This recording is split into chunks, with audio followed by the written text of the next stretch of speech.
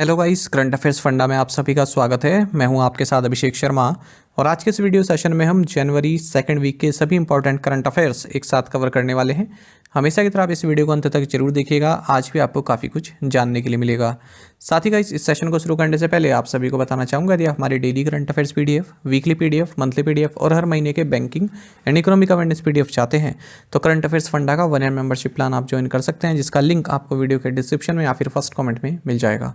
आपको बता दें, इस 1 ईयर मेंबरशिप प्लान के तहत जितना भी हमारा पीडीएफ कंटेंट है वो हम आपको 1 साल तक के लिए प्रोवाइड कराते हैं, जिसे आप डाउनलोड कर सकते हैं, प्रिंट आउट भी निकलवा सकते हैं। इसके लिए चाहे तो आप करंट अफेयर्स फंडा ऐप को यूज़ कर सकते हैं या फिर अपने लैपटॉप या सिस्टम की मदद से वेब लॉगिन भी कर सकते हैं। कोई भी आपका एग्जाम हो, बैंकिंग, एसएससी, रेलवे या फिर स्टेट पीसीएस, जहाँ पर भी जनरल अवेयरनेस या करंट अफेयर्स पूछे जाते हैं, सभी एग्जाम्स के लिए हमारा पीडीएफ कंटेंट काफ़ी यूजफुल है।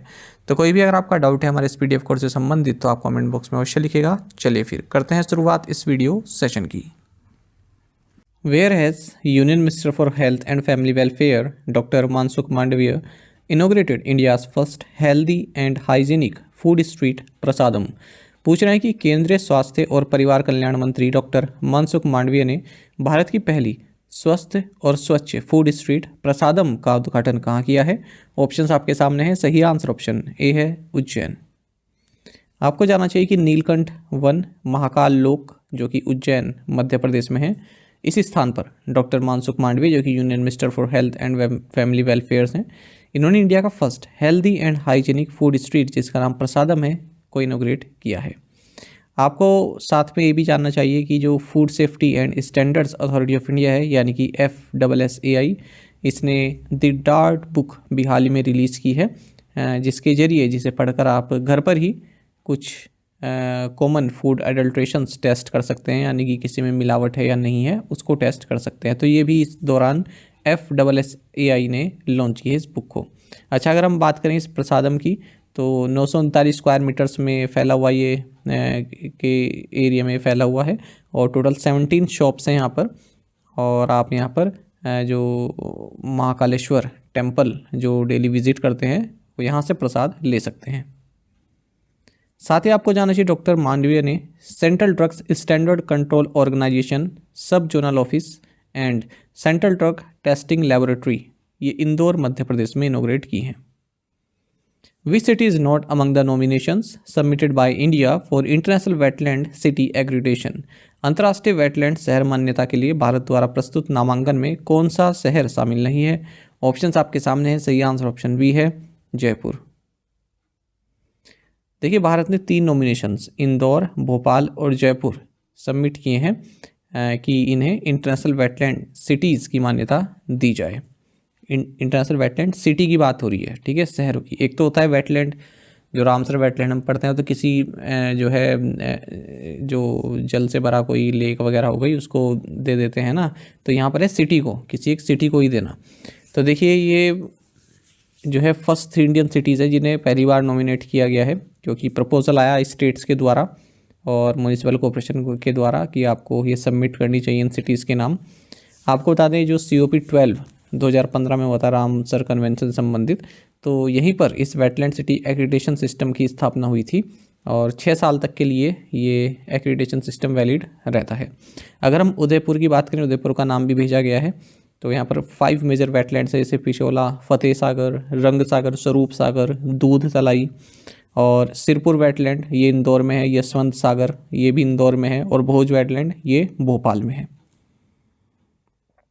The union cabinet has approved MOU between India and which country on cooperation in the hydrocarbon sector.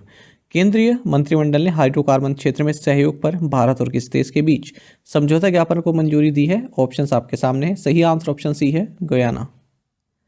आपको जानना चाहिए, यूनियन कैबिनेट ने एक मेमोरेंडम ऑफ अंडरस्टैंडिंग जो कि साइन किया गया था ministry of petroleum natural gas government of India and ministry of natural resources Republic of Guyana के बीच में जो साइन किया गया था हाइड्रोकार्बन सेक्टर से संबंधित, इसे मंजूरी दे दी है। साथ ही यूनियन कैबिनेट ने इंडिया और यूनाइटेड स्टेट्स के बीच जो इंडियन रेलवेज से संबंधित जो इंडियन रेलवेज का टारगेट है mission net zero carbon emission, इसको पूरा करने के लिए जो है MOU साइन किया गया था, उससे भी मंजूरी दी है। साथ ही यूनियन कैबिनेट ने इंडियन स्पेस रिसर्च ऑर्गेनाइजेशन यानी कि इसरो और Mauritius research and innovation council के बीच में जो एक MOU साइन किया गया था जॉइंट स्मॉल सैटेलाइट डेवलप करने संबंधित, उसे भी मंजूरी दी है। What species of otter has been discovered in the Chinnar wildlife sanctuary in Idukki, Kerala. Kerala के इदुक्की में चिन्नार वन्यजीव अभ्यारण्य में ऊद बिलाव की किस प्रजाति की खोज की गई है? ऑप्शंस आपके सामने है। सही आंसर ऑप्शन है यूरेशियन ऑटर। देखिए पहली बार है भारत में जब यूरेशियन ऑटर भारत में डिस्कवर किया गया है, और कहाँ पर? Chinnar wildlife century Idukki, Kerala में। इसका नाम जो साइंटिफिक नेम है वो होता है लुट्रा लुट्रा। अच्छा, ये क्वेश्चन इस तरह के इसलिए महत्वपूर्ण होता है, आपको ना wild life sanctuary national park जानने के लिए मिल जाते हैं कि कहाँ पर पाया गया है। तो चिन्नार वाइल्ड लाइफ सेंचुरी ये नहीं पता था, अब पता चल जाएगी केरल में है। तो एक सिक्के के दो पहलू होते हैं ना, इसी तरह से एक आंसर के जो है दो क्वेश्चन बन सकते हैं कि चिन्नार वाइल्ड लाइफ सेंचुरी क्या है, कहाँ पर है, या फिर ये भी बन सकता है कि यूरेशियन ऑटर पहली बार भारत में कहाँ पाया गया।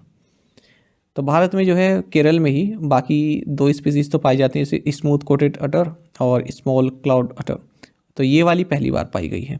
आपको बता दें इनका जो नेचर है, ये शाय होते हैं, नॉक्टर्नल होते हैं यानी कि रात में जागते हैं, दिन में सोते हैं, and found near small streams in the interior forest and hunt they prey during night. Night में ये शिकार करते हैं। हाउ मेनी एम्बेसडर्स और high commissioners presented their credentials to the president of India in the month of January. जनवरी माह में कितने राजदूतों, उच्चायुक्तों ने भारत के राष्ट्रपति को अपना परिचय पत्र प्रस्तुत किया है? ऑप्शंस आपके सामने। सही आंसर ऑप्शन सी है 5। आपको जानना चाहिए president of India Droupadi Murmu, इन्होंने Azerbaijan, Lesotho, Zambia, Sri Lanka and Greece, इनके जो एम्बेसडर या फिर हाई कमिश्नर्स हैं भारत में, इनके क्रेडेंशियल्स को एक्सेप्ट किया है, परिचय पत्र को एक्सेप्ट किया है। ये इनके नाम हैं, आपके लिए महत्वपूर्ण नहीं है। और बाकी आपको जानना चाहिए जो प्रेसिडेंट द्रौपदी मुर्मू के सेक्रेटरी हैं राजेश वर्मा, इन्होंने हाल ही में बल्लम, जो कि प्रेसिडेंट का बॉडीगार्ड लैंस होता है यानी कि भाला जो होता है, ठीक है, तो इनके पास भाले रहते हैं ना, आपने देखा होगा जो प्रेसिडेंट के बॉडीगार्ड रहते हैं, तो वो भाला सौंपा है किसे? Ambassador of the Arab Republic of Egypt Wael Mohamed Awad Hamid को। क्योंकि यहाँ पर इजिप्ट में भी जो बॉडीगार्ड होते हैं उनके पास भी इस तरह के भाले होते हैं, तो इन्होंने डिमांड की थी कि हमें कुछ भाले दे दीजिए।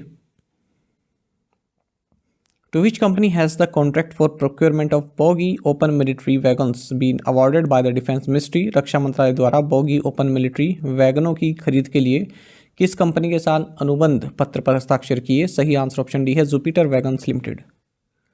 देखिए मिनिस्ट्री ऑफ डिफेंस ने एक कॉन्ट्रैक्ट साइन किया है जुपिटर वैगन्स लिमिटेड के साथ, जिसके तहत 697 बॉगी ओपन मिलिट्री वैगन्स खरीदे जाएंगे 473 करोड़ रुपए की लागत से। वहीं 56 mechanical minefield marking equipment mark second भी खरीदे जाएंगे 329 करोड़ रुपए की लागत से। किससे? BEML लिमिटेड से। वहीं आपको जानना चाहिए कि बॉगी ओपन मिलिट्री वैगन्स इन्हें डिज़ाइन किया है research design and standard organisation के द्वारा। और अगर हम MMME की बात करें यानी कि मैकेनिकल माइनफील्ड मार्किंग इक्विपमेंट की बात करें, इन्हें डिज़ाइन किया गया है इस तरह से to operate cross country with complete load of stores and carry out marking of minefields with minimal time and man power empowerment. तो केवल आपके लिए जानने लायक जो है इतना है, ये याद रखें आप। ये तो थोड़ा इंट्रोडक्शन देना पड़ता है इन चीज़ों के बारे में, क्या चीज़ खरीदी जा रही है। Which ministry launched Prerana programme. किस मंत्रालय ने प्रेरणा कार्यक्रम शुरू किया? सही आंसर ऑप्शन भी है मिनिस्ट्री ऑफ एजुकेशन। देखिए department of school education and literacy, ministry of education government of India, ने प्रेरणा जो कि एक एक्सपेरिमेंटल लर्निंग प्रोग्राम है, इसे लॉन्च किया है। इसका एम है to offer a meaningful, unique and inspiring experience to all participant, thereby empowering them with leadership qualities. तो ये जो है ना एक हफ्ते चलने वाला रेजिडेंशियल प्रोग्राम है और केवल क्लास 11th-12th के सिलेक्टेड स्टूडेंट्स के लिए। इसका जो करिकुलम है इस प्रेरणा प्रोग्राम का वो प्रिपेयर किया गया है IIT गांधी नगर के द्वारा। और कहाँ से शुरू हुआ ये? Vernacular school, Vadnagar, district Mehsana, Gujarat से। साथ ही आपको जानना चाहिए कि union minister for education and skill development and entrepreneurship Dharmendra Pradhan, इन्होंने उत्तर प्रदेश के चीफ मिनिस्टर योगी आदित्यनाथ के साथ मिलकर लखनऊ उत्तर प्रदेश में PM श्री स्कूल्स लॉन्च किए हैं। Who launched AirNet, India's newly developed integrated web portal for educational institutes in the country?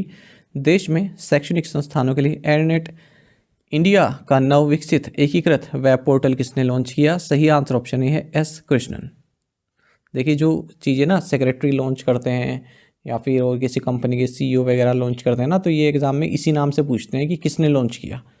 बाकी इस तरह में तो ज़्यादा नहीं पूछेगा कि प्रधानमंत्री ने लॉन्च किया या फिर जो फॉरेन अफेयर्स मिनिस्टर ने लॉन्च किया या होम मिनिस्टर ने लॉन्च किया, उनके चांस थोड़ा कम रहते हैं, हालांकि पूछ लेते हैं।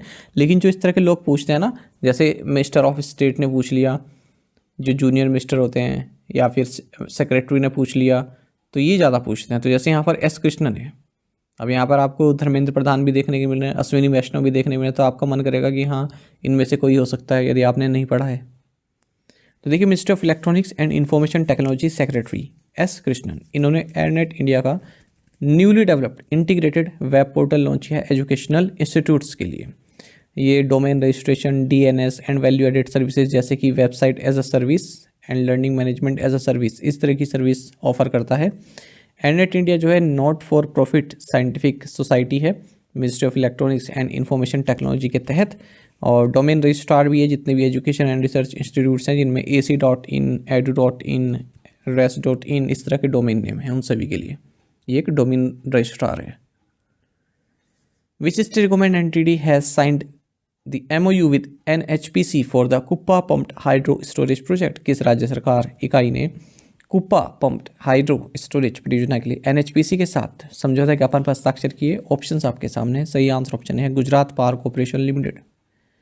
आपको जानना चाहिए कि NHPC ने एक MOU साइन किया है Gujarat power corporation limited government of Gujarat के साथ for investment in the proposed 750 megawatt Kuppa pumped hydro storage project.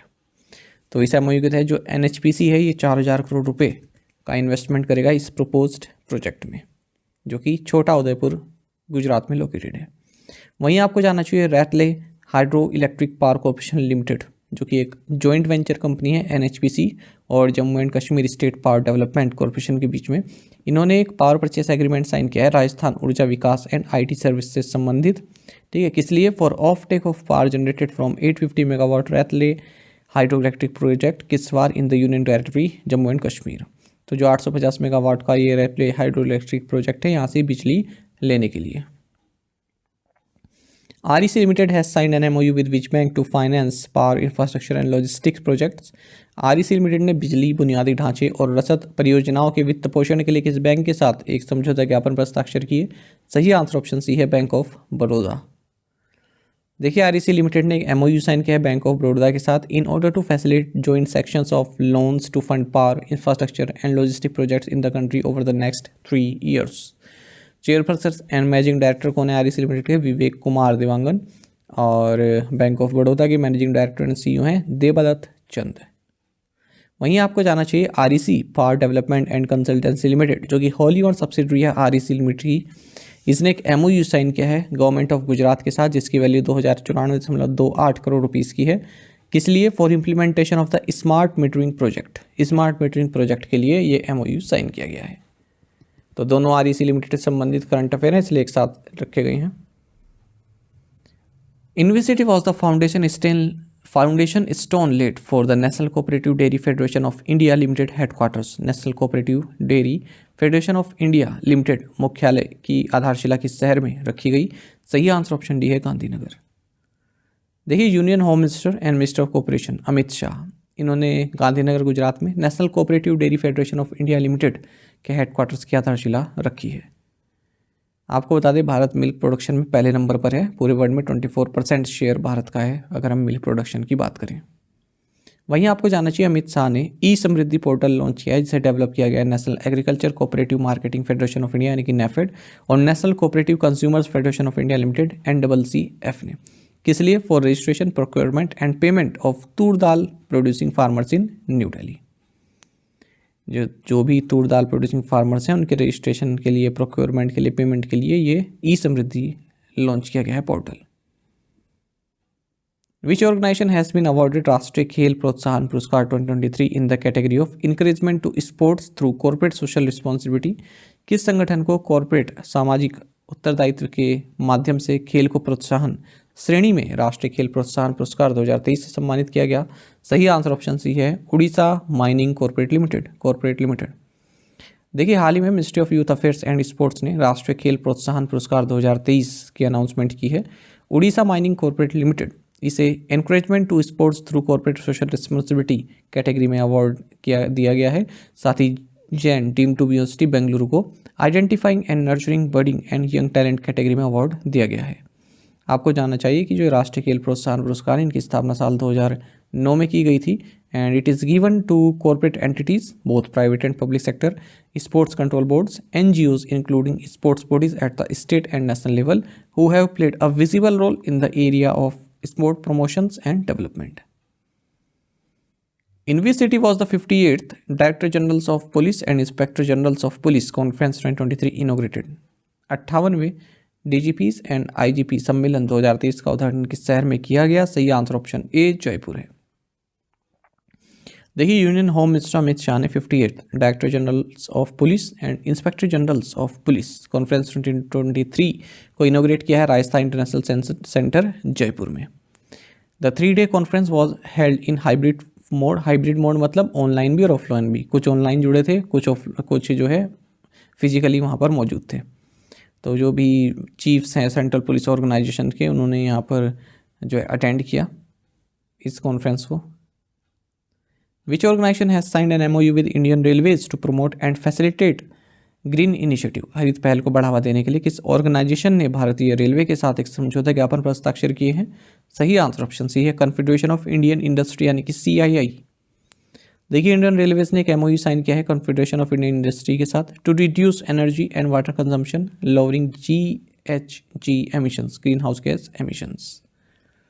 Coal India limited जो कि महारत्न PSU है, इसने एक MOU साइन किया है EDCIL इंडिया लिमिटेड के साथ भी for digitisation education in 11 districts of Jharkhand.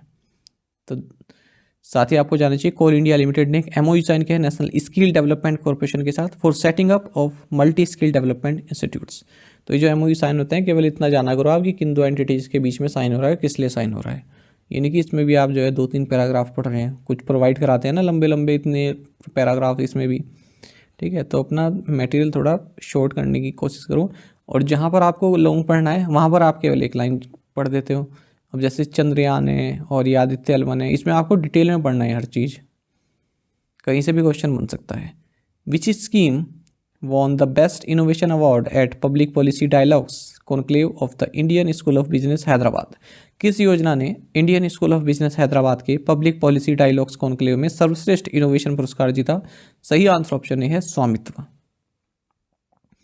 देखिए, मिनिस्ट्री ऑफ पंचायती राज, इसको फर्स्ट प्राइज दिया गया है innovation sandbox presentation for digital transformation initiatives in land governance through स्वामित्व स्कीम के लिए। कहाँ? पब्लिक पॉलिसी डायलॉग कॉन्क्लेव जो कि भारतीय institute of public policy Indian school of business Hyderabad में आयोजित किया गया। तो स्वामित्व स्कीम के बारे में जान लेते हैं। स्वामित्व यानी कि सर्वे ऑफ विलेजेस आबादी and mapping with improvised technology in village area. तो ये एक प्रॉपर्टी सर्वे प्रोग्राम है जिसे प्राइम मिनिस्टर नरेंद्र मोदी द्वारा 24 अप्रैल 2020 को लॉन्च किया गया था। सेंट्रल सेक्टर स्कीम है, ना कि सेंट्रल स्पॉन्सर्ड, यानी कि पूरा खर्चा सेंट्रल गवर्नमेंट देगी। सेंट्रल सेक्टर स्कीम है to promote socio economic empowerment and a more self reliant rural India. तो ये याद रखेंगे, रूरल इंडिया के लिए है, रूरल जो इलाके हैं उनके लिए है। ड्रोन की सहायता से मैपिंग की जाती है, जो ई पट्टी है, जो भी ज़मीनें वगैरह हैं उनकी, और जो भी ऐसे लोग हैं जिनके पास अपने प्रॉपर्टी के कागज़ नहीं है, वो कागज़ यहाँ पर बनाए जाते हैं ताकि उन्हें लोन वगैरह लेने में कोई दिक्कत ना हो। तो मोटा मोटा स्कीम का मतलब ये है इसका। What is the estimated growth rate of the Indian economy for the fiscal year 2023-24 as per the first advance estimates by the NSO?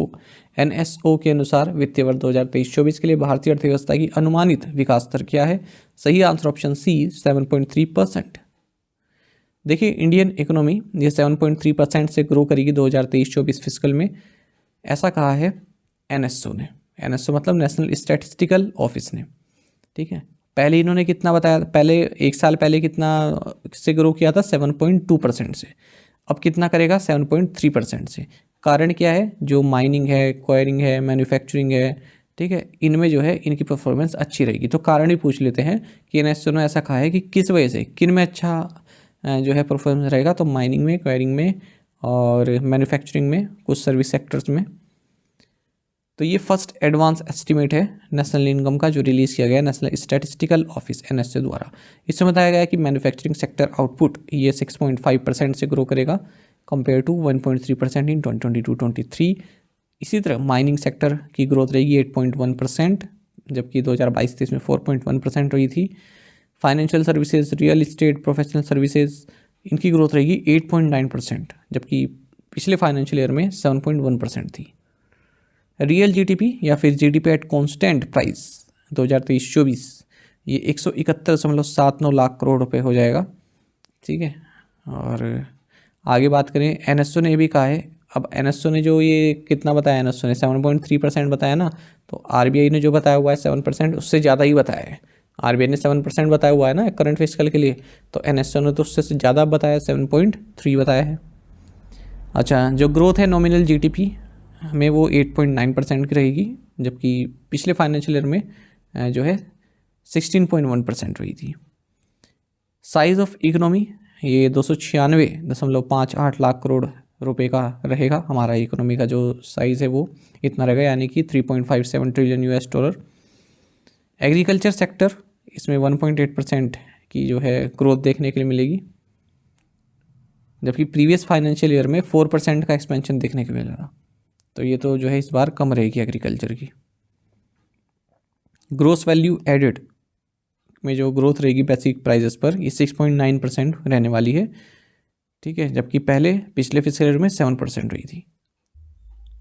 According to the United Nations world economic situation and prospects report 2024, what is the revised GDP growth estimate for India in the calendar year 2024?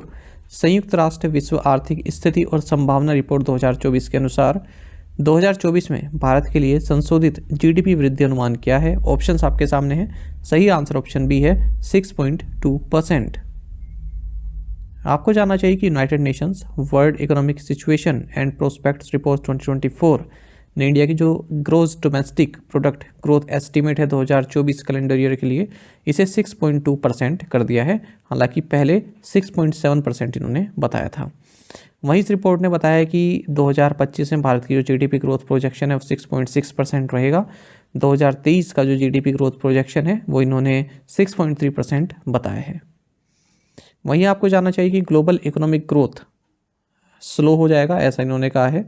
2023 में 2.7% है और 2024 में 2.4% रह जाएगा। साथ ही south Asian region की अगर हम बात करें तो 2023 में 5.3% और 2024 में 5.2% इन्होंने जो है आंका है। प्रवासी भारतीय दिवस was first celebrated in which year? पहली बार प्रवासी भारतीय दिवस किस वर्ष मनाया गया था? ऑप्शंस आपके सामने हैं। सही आंसर ऑप्शन बी है 2003। आपको जानना चाहिए कि प्रवासी भारतीय दिवस, जिसे non resident Indian NRI day भी कहते हैं, ये 9 जनवरी को सेलिब्रेट किया जाता है। जो भी ओवरसीज़ इंडियन कम्युनिटी है उनका जो योगदान रहा है भारत के विकास में, जो अचीवमेंट्स उनकी रही हैं, उसको यहाँ पर याद किया जाता है। साथ ही महात्मा गांधी, जिन्हें ग्रेटेस्ट प्रवासी बोलते हैं, वो भी 9 जनवरी 1915 को साउथ अफ्रीका से इंडिया आए थे और उनके सम्मान में भी ये डे मनाया जाता है। आपको जानना चाहिए प्रवासी भारतीय दिवस पहली बार 2003 में इंट्रोड्यूस किया गया था, तब के प्राइम मिनिस्टर अटल बिहारी वाजपेयी जी द्वारा, और वैसे हर साल मनाया जाता था। फिर 2015 के बाद इस इवेंट का जो आयोजन है वो रिवाइज किया गया और कहा गया कि हर 2 साल में एक बार ये मनाया जाएगा, वो भी एक थीम के साथ। तो अगर अब तक हम बात करें तो 17 कन्वेंशंस हो चुके हैं, और जो पिछला प्रवासी भारतीय दिवस मनाया गया था वो इंदौर मध्य प्रदेश में 2023 में मनाया गया था, यानी कि लास्ट ईयर मनाया गया था। 2 साल में एक बार होता है ना, तो अब अगले साल मनाया जाएगा 2025 में। और 2023 में जब मनाया गया तब इसका थीम था diaspora reliable partners for India's progress in Amrit Kaal. Who is the author of the song Banglar Mati Banglar Jal adopted as the state song by the West Bengal government? Paschim Bangal सरकार द्वारा राज्य गीत के रूप में अपनाए गए गीत बांग्लार माटी बांग्लार जल के लेखक कौन है? ऑप्शंस आपके सामने हैं। सही आंसर ऑप्शन बी है रविंद्रनाथ टैगोर। आपको जानना चाहिए कि वेस्ट बंगाल गवर्नमेंट ने एक नोटिफिकेशन निकाला है जिसमें डिक्लेयर किया है कि जो पहला बैसाख है, यानी कि फर्स्ट डे जो होता है बंगाली न्यू ईयर का, ये स्टेट डे के रूप में मनाया जाएगा। और बांग्लार माटी बांग्लार जल, जिसे रविंद्रनाथ टैगोर जी ने लिखा है, ये स्टेट सॉन्ग होगा। तो पहले ही घोषणा की गई थी, लेकिन अब इसका नोटिफिकेशन भी इशू कर दिया गया है राज्य सरकार के द्वारा। साथ ही आपको जानना चाहिए वेस्ट बंगाल गवर्नमेंट ने भगवती प्रसाद गोपालिका इन्हें नया चीफ सेक्रेटरी अपॉइंट किया है। Which company has launched India's first credit pass powered by CIBIL? किस कंपनी ने सिविल द्वारा संचालित भारत का पहला क्रेडिट पास लॉन्च किया? सही आंसर ऑप्शन डी है बजाज फिनसर्व लिमिटेड। देखिए बजाज फिनसर्व लिमिटेड इन्होंने एक क्रेडिट पास लॉन्च किया है, जो कि अपने आप का एक भारत में पहली तरह का सब्सक्रिप्शन है, जो कि कस्टमर को इनेबल करता है कि वो रियल टाइम एक्सेस प्राप्त कर सकते हैं अपने क्रेडिट डैशबोर्ड का to track and monitor credit health. And this credit pass is powered by TransUnion CIBIL limited, जो कि एक क्रेडिट इन्फॉर्मेशन कंपनी है, भारत में ऑपरेट कर रही है। अच्छा, आपको थोड़ा बेसिक जानना चाहिए कि जो credit information bureau India limited यानी कि सिविल है, ये मोस्ट पॉपुलर जो है क्रेडिट इन्फॉर्मेशन कंपनीज है। 4 क्रेडिट इन्फॉर्मेशन कंपनीज है भारत में, उनमें सबसे पॉपुलर यही है जिन्हें आरबीआई से लाइसेंस मिला हुआ है। बाकी की 3 कंपनीज है एक्सपीरियन, इक्विफैक्स एंड हाईमार्क। तो इनका जो क्रेडिट स्कोर प्रदान किया जाता है, क्रेडिट स्कोर की अगर हम बात करें जिसे सिविल स्कोर कहते हैं, तो 2007 में इसकी शुरुआत हुई थी। ये एक 3 डिजिट का न्यूमेरिक समरी होता है आपके क्रेडिट हिस्ट्री का, और जो भी आपकी क्रेडिट हिस्ट्री पाई जाती है सिविल रिपोर्ट में, जिसे CIR भी बोलते हैं यानी कि क्रेडिट इन्फॉर्मेशन रिपोर्ट, उसके बेसिस पर होता है। यदि सिविल स्कोर 300 से 900 तक का है, मतलब 300 से 900 तक की रेंज होती है, और 900 के जितने पास होएगा उतना अच्छा रहेगा। 700 तक का भी अच्छा सिविल स्कोर माना जाता है। और जो CIR है यानी कि क्रेडिट इन्फॉर्मेशन रिपोर्ट, इसमें आपकी सेविंग्स, इन्वेस्टमेंट या फिर फिक्स डिपॉजिट्स के बारे में डिटेल्स नहीं होती। Which bank has partnered with Mastercard to launch the Mastercard Platinum Debit Card for corporate salary customers? Corporate वेतन ग्राहकों के लिए Mastercard platinum debit card launch करने के लिए किस बैंक ने मास्टरकार्ड के साथ साझेदारी की है? सही आंसर ऑप्शन डी है AU स्मॉल फाइनेंस बैंक। देखिए AU स्मॉल फाइनेंस बैंक, जो कि इंडिया का लार्जेस्ट स्मॉल फाइनेंस बैंक है, इसने मास्टरकार्ड डेबिट कार्ड लॉन्च किया है in collaboration with Mastercard. This promotion is aimed exclusively at the banks corporate salary customers and is marketed under the hashtag swipe and save। AU small finance bank की बात करते हैं, MD and CEO Sanjay Agarwal है, headquarters Jaipur Rajasthan में है। Tagline है चलो आगे बढ़ें या फिर बदलाव हमसे है। अच्छा, AU नाम कहाँ से आया? तो एक लैटिन वर्ड है गोल्ड के लिए, ओरम इसको बोलते हैं, जिसका केमिकल सिंबल है AU, तो यहीं से इन्होंने नाम रखा है। बाकी AU बैंक का जो है कोई ऐसी फुल फॉर्म नहीं है। Who has been appointed as the executive director by the Securities and Exchange Board of India (SEBI)? भारतीय प्रतिभूति और विनिमय बोर्ड द्वारा कार्यकारी निदेशक के रूप में किसे नियुक्त किया गया है? सही आंसर ऑप्शन डी है G राम मोहन राव। देखिए securities and exchange board of India ने G राम मोहन राव को एग्जीक्यूटिव डायरेक्टर नियुक्त किया है 3 साल के लिए, और इनके पास जो डिपार्टमेंट रहेगा वो investigation department and internal inspection department रहेगा। साथ ही आपको जानना चाहिए national investment and infrastructure fund limited यानी कि NIIFL, इन्होंने संजीव अग्रवाल को chief executive officer and managing director नियुक्त किया है।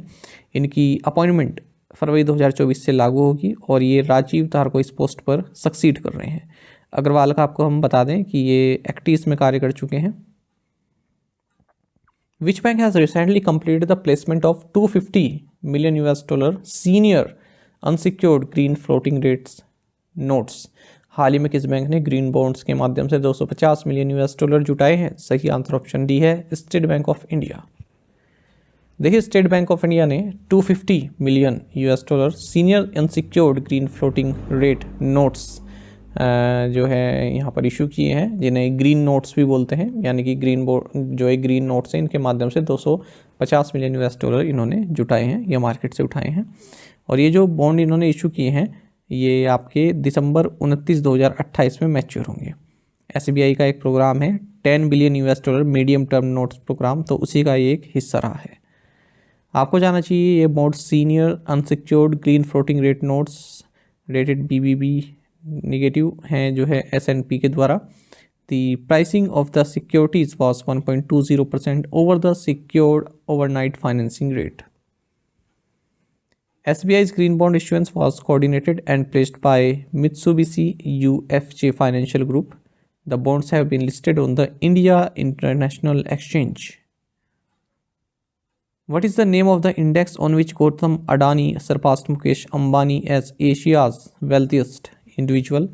किस सूचकांक पर गौतम अडानी ने मुकेश अंबानी को एशिया के सबसे धनी व्यक्ति के रूप में पीछे छोड़ दिया? सही आंसर ऑप्शन डी है ब्लूमबर्ग बिलियनियर्स इंडेक्स। देखिए गौतम अडानी जो कि चेयरपर्सन है अडानी ग्रुप के, इन्होंने मुकेश अंबानी को पीछे छोड़ दिया है। मुकेश अंबानी आप सभी जानते हैं रिलायंस इंडस्ट्रीज़ के हेड हैं और एशिया के वेल्थिएस्ट इंडिविजुअल बन गए हैं ब्लूमबर्ग बिलियनियर्स इंडेक्स पर। अडानी की नेटवर्थ 97.6 बिलियन यूएस डॉलर है और ये 12th रिचेस्ट पर्सन है पूरे वर्ल्ड में। वहीं अंबानी की जो नेटवर्थ है ये 97 बिलियन यूएस डॉलर है। एलन मस्क जो है ग्लोबली टॉप पोजीशन पर चल रहे हैं और इनकी नेटवर्थ 220 बिलियन यूएस डॉलर की है। इनके बाद दूसरे नंबर पर जेफ बेजोस है 169 बिलियन यूएस डॉलर के साथ। What is the new deadline for employers to upload wage details for higher pension options as per the extension granted by EPFO? EPFO द्वारा दिए गए विस्तार के अनुसार नियोक्ताओं के लिए उच्च पेंशन विकल्पों के लिए वेतन विवरण अपलोड करने की नई समय सीमा क्या है? सही आंसर ऑप्शन ए है 31 मई 2024। देखिए जो एम्प्लॉयज़ प्रोविडेंट फंड ऑर्गेनाइजेशन है यानी कि EPFO, इसने एम्प्लॉयर्स के लिए जो लास्ट डेट है अपनी वेज डिटेल्स अपलोड करने के लिए हायर पेंशन के लिए उसे 5 मंथ और बढ़ा दिया है और 31 मई 2024 कर दिया है। पहले जो समय सीमा थी वो दिसंबर 31, 2023 थी। When will the directions related to non-convertible debentures and buyback of commercial papers come into force as per the RBI announcement? RBI की घोषणा के अनुसार गैर परिवर्तनीय डिबेंचर और वाणिज्यिक पत्रों की बायबैक से संबंधित निर्देश कब लागू होंगे? सही आंसर ऑप्शन बी है अप्रैल 1, 2024। देखिए इस तरह क्वेश्चंस जो होते हैं ना, इनमें कुछ ज़्यादा आपको कंसेप्ट तो नहीं मिलता कि हाँ ये क्या चीज़ है क्या नहीं है, ना आपके काम की होती है। इन्हें बस आप जैसे क्वेश्चन है उतना ही जो है आप उसको अपने माइंड में बसा लो, है ना। 1-2 बार पढ़ोगे, जैसे ये दोनों क्वेश्चन हो गए ना, कि ये हो गया, तो इसमें आपको एक्सप्लेनेशन की भी नीड नहीं होती। केवल आपने क्वेश्चन पढ़ा और बस डेट याद रख ली कि जहाँ भी EPFO डेडलाइन इस तरह का आएगा 31 मई हो जाएगा। सेम ऐसे ही ये वाला क्वेश्चन है, जहाँ पर भी NCT या फिर ये कमर्शियल पेपर वाला आएगा, इसकी केवल आपको ये आपने याद रख ली कि कब से ये लागू होंगे, है ना। चलिए फिर भी देख लेते हैं क्योंकि हमें तो एक्सप्रेशन के साथ करना है। तो RBI ने डायरेक्शन इशू की हैं जिसके तहत इसने कुछ नॉर्म्स में चेंजेस लाए हैं। ये किससे संबंधित नॉर्म्स हैं? Non convertible debentures NCDs and buyback of commercial papers CPs of original और initial maturity up to 1 year.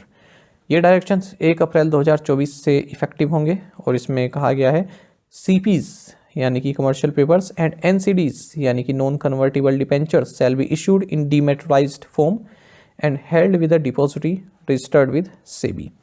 These have to be issued in minimum denomination of rupees 5 lakh and in multiples of 5 lakh thereafter. The tenure of a CP shall not be less than 7 days or more than 1 year, while the tenure of an NCD shall not be less than 90 days or more than 1 year. The issuance of a CP or NCD with options call put is not permitted. Issuance of a CP NCD is not permitted to be underwritten or co-accepted. CPs shall be issued at a discount to the face value, while NCDs shall be issued at a discount to the face value or with fixed or floating rate coupon. तो ये सभी directions का हिस्सा है। Which company recently launched the first set of satellites with direct to cell capabilities? हाल ही में किस company ने डायरेक्ट टू सेल क्षमताओं वाले उपग्रहों का पहला सेट लॉन्च किया? सही आंसर ऑप्शन सी SpaceX है। देखिए SpaceX ने 21 स्टारलिंक सैटेलाइट्स लॉन्च की हैं लो अर्थ ऑर्बिट में। कहाँ से? Space launch complex Vandenberg space force space California से। तो इसमें जो है 6 स्टारलिंक सैटेलाइट्स भी रही जो डायरेक्ट टू सेल कैपेबिलिटीज़ वाली है, जो कि यूज़र्स को अलाउ करती है कि वो डायरेक्टली कनेक्ट कर सकते हैं अपने सेल फ़ोन को मोबाइल नेटवर्क से without a Starlink terminal. The direct to cell service at first will begin with text messaging followed by voice and data capabilities in the coming years. Which electric vehicle company has become the first Indian e-scooter company eligible for the government's PLI scheme? कौन सी electric वाहन company सरकार की PLI योजना के लिए पात्र पहली भारतीय ई स्कूटर कंपनी बन गई है? सही आंसर ऑप्शन बी है ओला इलेक्ट्रिक। देखिए ओला इलेक्ट्रिक ये first Indian e scooter company बन गई है जो कि गवर्नमेंट की प्रोडक्शन लिंक्ड इंसेंटिव स्कीम के लिए एलिजिबल पाई गई है। आपको बता दीजिए ये PLI ऑटो स्कीम है, इसे अप्रूव किया गया था सेंट्रल गवर्नमेंट द्वारा 2021 में। आउटले थी 25,938 करोड़ रुपए 5 साल के लिए।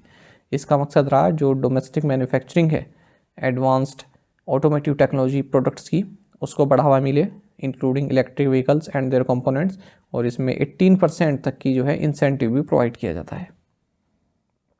साथ ही आपको जानना चाहिए ग्लोबल स्पेस टेक्नोलॉजीज लिमिटेड, इन्होंने गोरुगा जो कि इंडिया का फर्स्ट एंटी स्ट्रेस वियरेबल है, इसे लॉन्च किया है। Where was the new plant species Polygonum chaturbhujam discovered? नई पौधे की प्रजाति पॉलीगोनम चतुर्भुजम की खोज कहाँ की गई? सही आंसर ऑप्शन डी है, पेंच टाइगर रिजर्व।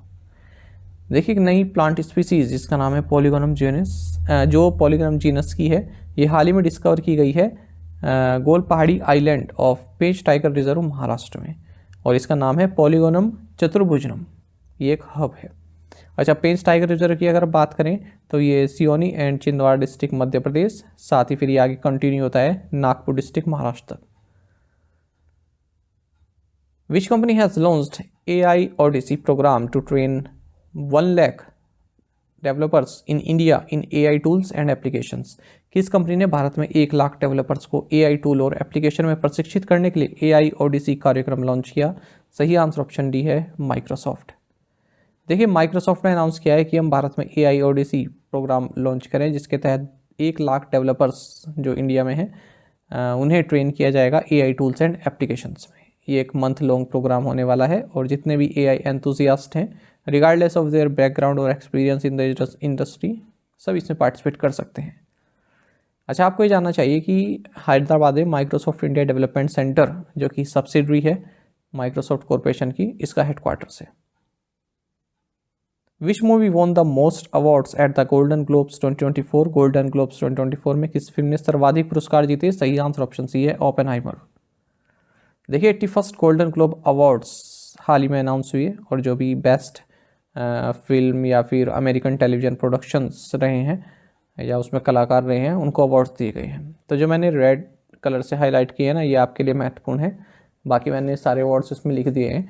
देखिए best motion picture drama Oppenheimer, best motion picture musical और comedy Poor Things, best motion picture animated the Boy and the Heron, cinematic and box office achievement Barbie, और फिर ये है फिर best performance by an actress in an motion picture drama Lily, फिर best performance by an actor in motion picture drama Cillian, और फिर ये best performance by actor in a motion picture musical और कॉमेडी पॉल गियामेटी, फिर best television series drama succession, और फिर आगे देखें, हाँ ये बेस्ट डायरेक्टर तीसरे नंबर पर क्रिस्टोफर नोलन ओपेनहाइमर के लिए। तो ये महत्वपूर्ण है। बाकी आपको जानना चाहिए मोस्ट अवार्ड्स यहाँ पर ओपेनहाइमर को मिले हैं 5 अवार्ड्स अलग अलग कैटेगरी में, और सबसे ज़्यादा नॉमिनेशंस बारबी एंड सक्सेशन को मिले थे 9 नॉमिनेशन, पर सबसे ज़्यादा अवार्ड किसे मिले? ओपेनहाइमर को। Who is the author of the book titled why Bharat matters? Why Bharat matters पुस्तक के लेखक कौन है? ये बहुत महत्वपूर्ण क्वेश्चन है, और अभी आपको बता रहा हूँ कि किसी न किसी आगे आने वाले एग्जाम में ये बुक आपसे पूछी जाएगी। Who is the author of the book titled why Bharat matters? Why Bharat matters पुस्तक के लेखक हैं एस जयशंकर। देखिए minister of external affairs of government of India S Jaishankar, इन्होंने एक बुक लिखी जिसका नाम है वाई भारत मैटर्स। इससे पहले भी एक बुक लिख चुके हैं the India way strategies for an uncertain world. Latest जो है ये वाई भारत मैटर्स। अब जितनी भी मैं आपको बुक्स बताने वाला हूँ काफ़ी महत्वपूर्ण रहने वाली हैं। देखिए जनरल मनोज मुकुंद नरवणे जो कि former chief of army staff रहे, इन्होंने एक ऑटोबायोग्राफी लिखी है जिसका नाम है 4 stars of destiny and autobiography. Sohini Chattopadhyay, इन्होंने बुक लिखी है the day I became a runner, a women's history of India through the lens of sport. We the people and the constitution लिखा है नीरा चंदोके ने। प्रणव माई फादर, ये इनकी पुत्री शर्मिष्ठा मुखर्जी ने लिखा है। इंडियाज मूवमेंट, ये लिखा है मोहन कुमार ने। Anger management, the trouble diplomatic relations between India and Pakistan, इसे लिखा है अजय बिसरिया ने। ये भी काफ़ी चर्चा में रही है पुस्तक। तो सभी पुस्तकें महत्वपूर्ण हैं, इन्हें याद रखिएगा इनके नाम। Who has been named as France next prime minister? फ्रांस के अगले प्रधानमंत्री के रूप में किसे नामित किया गया है? ऑप्शंस आपके सामने हैं। सही आंसर ऑप्शन ए है, गैब्रियल अटल। आपको जानना चाहिए कि रिनाइसेंस पार्टी के गैब्रियल अटल ये फ्रांस के नए प्राइम मिनिस्टर होंगे। इनकी एज 34 है और इस तरह से यंगेस्ट प्राइम मिनिस्टर बनते हैं फ्रांस के। आपको जानना चाहिए ये फर्स्ट ओपनली के प्राइम मिनिस्टर भी होंगे, और आप इस लाइन को पढ़िए, he will also be the first openly के ऑक्यूपेंट ऑफ होटल मैटिगनॉन। इसका मतलब क्या हुआ, जो होटल मैटिगनॉन है ये फ्रांस के जो प्राइम मिनिस्टर होते हैं उनका ऑफिशियल रेजिडेंस होता है। ठीक है, तो अब ये प्राइम मिनिस्टर बन गए हैं तो यहीं पर रहेंगे। तो ये फर्स्ट ओपनली के ऑक्यूपेंट हैं होटल मैटिगनॉन के। ये एक तरह की मतलब स्टैंडर्ड इंग्लिश बनाने का तरीका है।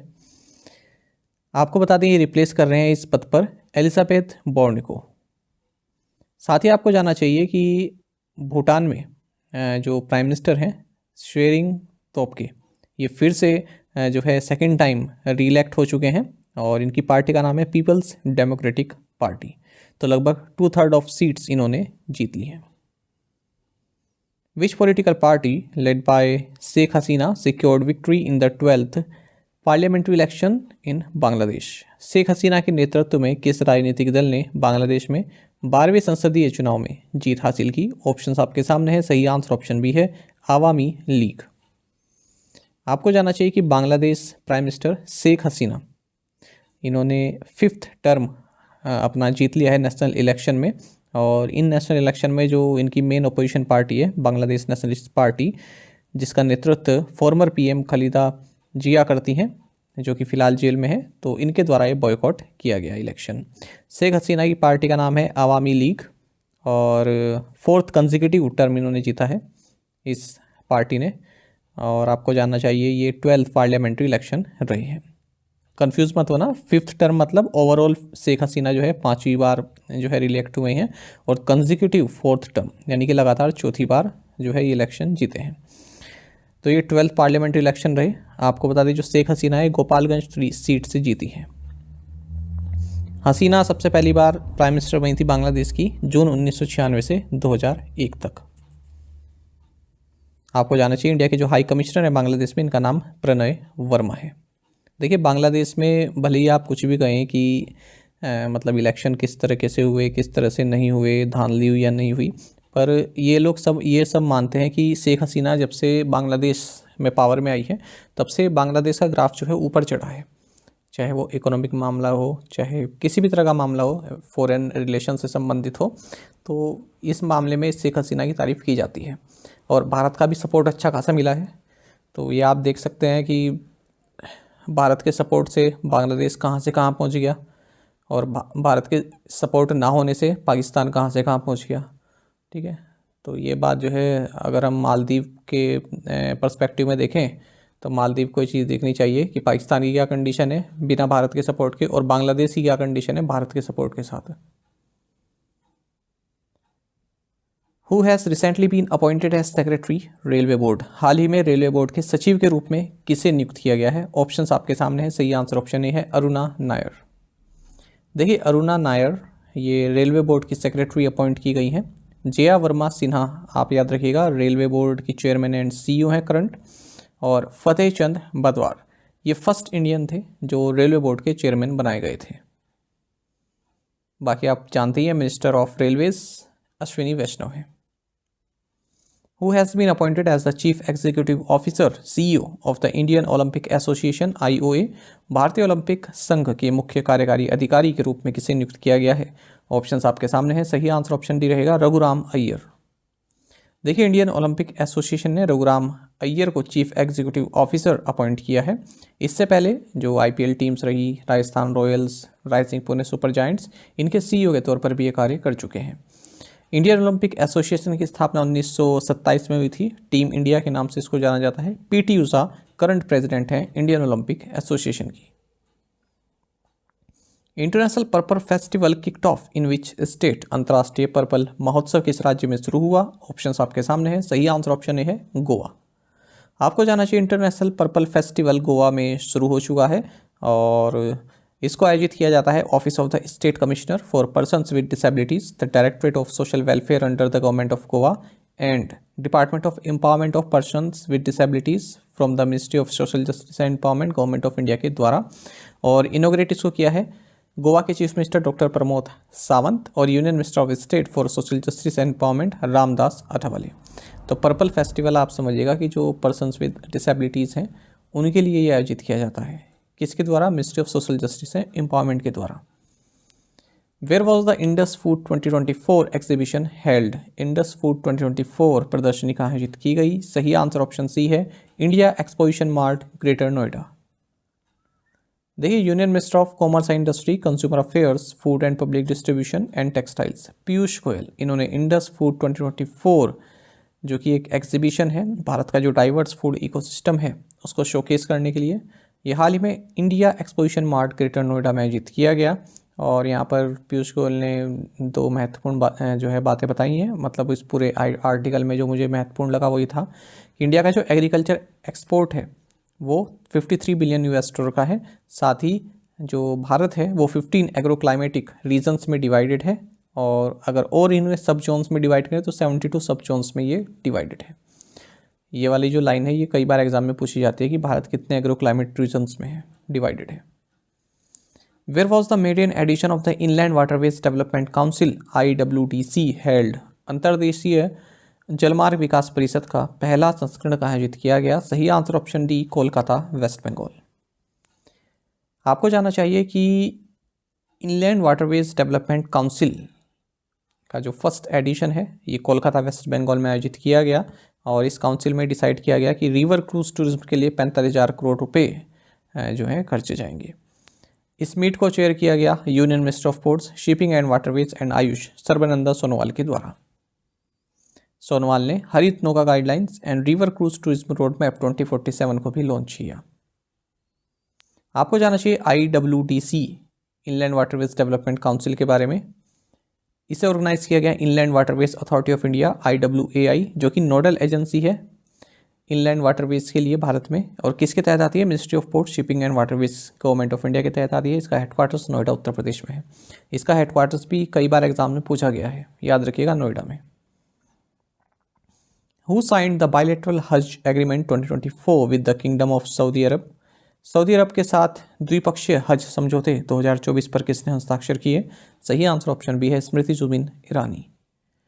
देखिए, union minister for women and child development and minority affairs Smriti Zubin Irani, और इनके साथ V Muraleedharan minister of state for external affairs and parliamentary affairs, इन्होंने बायलैटरल हज एग्रीमेंट 2024 साइन किया है किंगडम ऑफ सऊदी अरब के साथ।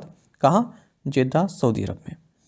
आपको बता दें, हज 2024 के लिए भारत के लिए जो पिलग्रिम्स डिसाइड किया गया, जो टोटल कोटा है वो 1,75,025 पिलग्रिम्स का है, और इनमें से 1,40,020 सीट्स जो है रिजर्व की गई हैं for pilgrims to proceed through Haj committee of India. साथ ही इन दोनों मिनिस्टर्स ने third edition of the Hajj and Umrah conference and exhibition, जो कि जेद्दा में हुआ, इसे भी अटेंड किया। Where was the national workshop on harnessing potential of fisheries in marine states hosted by NITI Aayog? NITI Aayog द्वारा समुद्री राज्यों में मत्स्य पालन की क्षमता का दोहन पर राष्ट्रीय कार्यशाला कहाँ आयोजित की गई? सही आंसर ऑप्शन ए है, कोची, केरल। देखिए, नीति आयोग ने national workshop on harnessing potential of fisheries in marine states, इसको होस्ट किया है government of Kerala and Indian council of agriculture research central marine fisheries research institute, जो कि कोची, केरल में है, इसके साथ मिलकर। ये जो इवेंट है ये एक इनिशिएटिव है अंडर स्टेट सपोर्ट मिशन। आपको स्टेट सपोर्ट मिशन के बारे में जानना चाहिए, आप में से बहुत कम ने सुना भी होगा, ये नाम कम ही सुना होगा। मतलब स्टेट सपोर्ट मिशन क्या है? एक इनिशिएटिव है नीति आयोग का। इसका मकसद है 2047 तक जो भी राज्य हैं, यूनियन टेरिटरीज़ हैं, उनके जो सोशो इकोनॉमिक गोल्स हैं उनको प्राप्त करने में उनकी मदद करना। और इस मिशन की जो टोटल आउटले है वो 237.5 करोड़ रुपए की है, और टाइमलाइन कितना है? 2022-23 से 2024-25। Which fund house recently launched India's first growth liquid ETF? हाल ही में किस फंड हाउस ने भारत का पहला ग्रोथ लिक्विड ETF लॉन्च किया है? ऑप्शंस आपके सामने है। सही आंसर ऑप्शन सी है, जीरोधा फंड हाउस। आपको जानना चाहिए कि जीरोधा फंड हाउस ने अपनी नई स्कीम लॉन्च की है, जो कि इंडिया का फर्स्ट ग्रोथ लिक्विड ETF है। इसका नाम है Zerodha Nifty 1D rate liquid ETF। जो जीरोधा फंड हाउस है जॉइंट वेंचर है जीरोधा और स्मॉल केस के बीच में। ETF आप जानते हैं एक्सचेंज ट्रेडेड फंड इसकी फुल फॉर्म होती है। साथ ही आपको जानना चाहिए कि लूनेट कैपिटल LLC इसने श्रीमेरा S&P इंडिया सरिया ETF लॉन्च किया है। The fund will track the performance of सरिया complaint Indian equities listed on the Bombay Stock Exchange. What is the monetary penalty imposed by RBI on Subramanya Nagar Cooperative Urban Bank Limited? Subramanya Nagar शहरी bank limited पर RBI द्वारा कितना मौद्रिक जुर्माना लगाया गया है? सही आंसर ऑप्शन बी है, 25,000 रुपये। देखिए, RBI ने 25,000 रुपये का मौद्रिक जुर्माना लगाया है Subramanya Nagar cooperative urban bank limited Salem Tamil Nadu पर for non compliance with the directions issued by RBI on board of directors UCBs।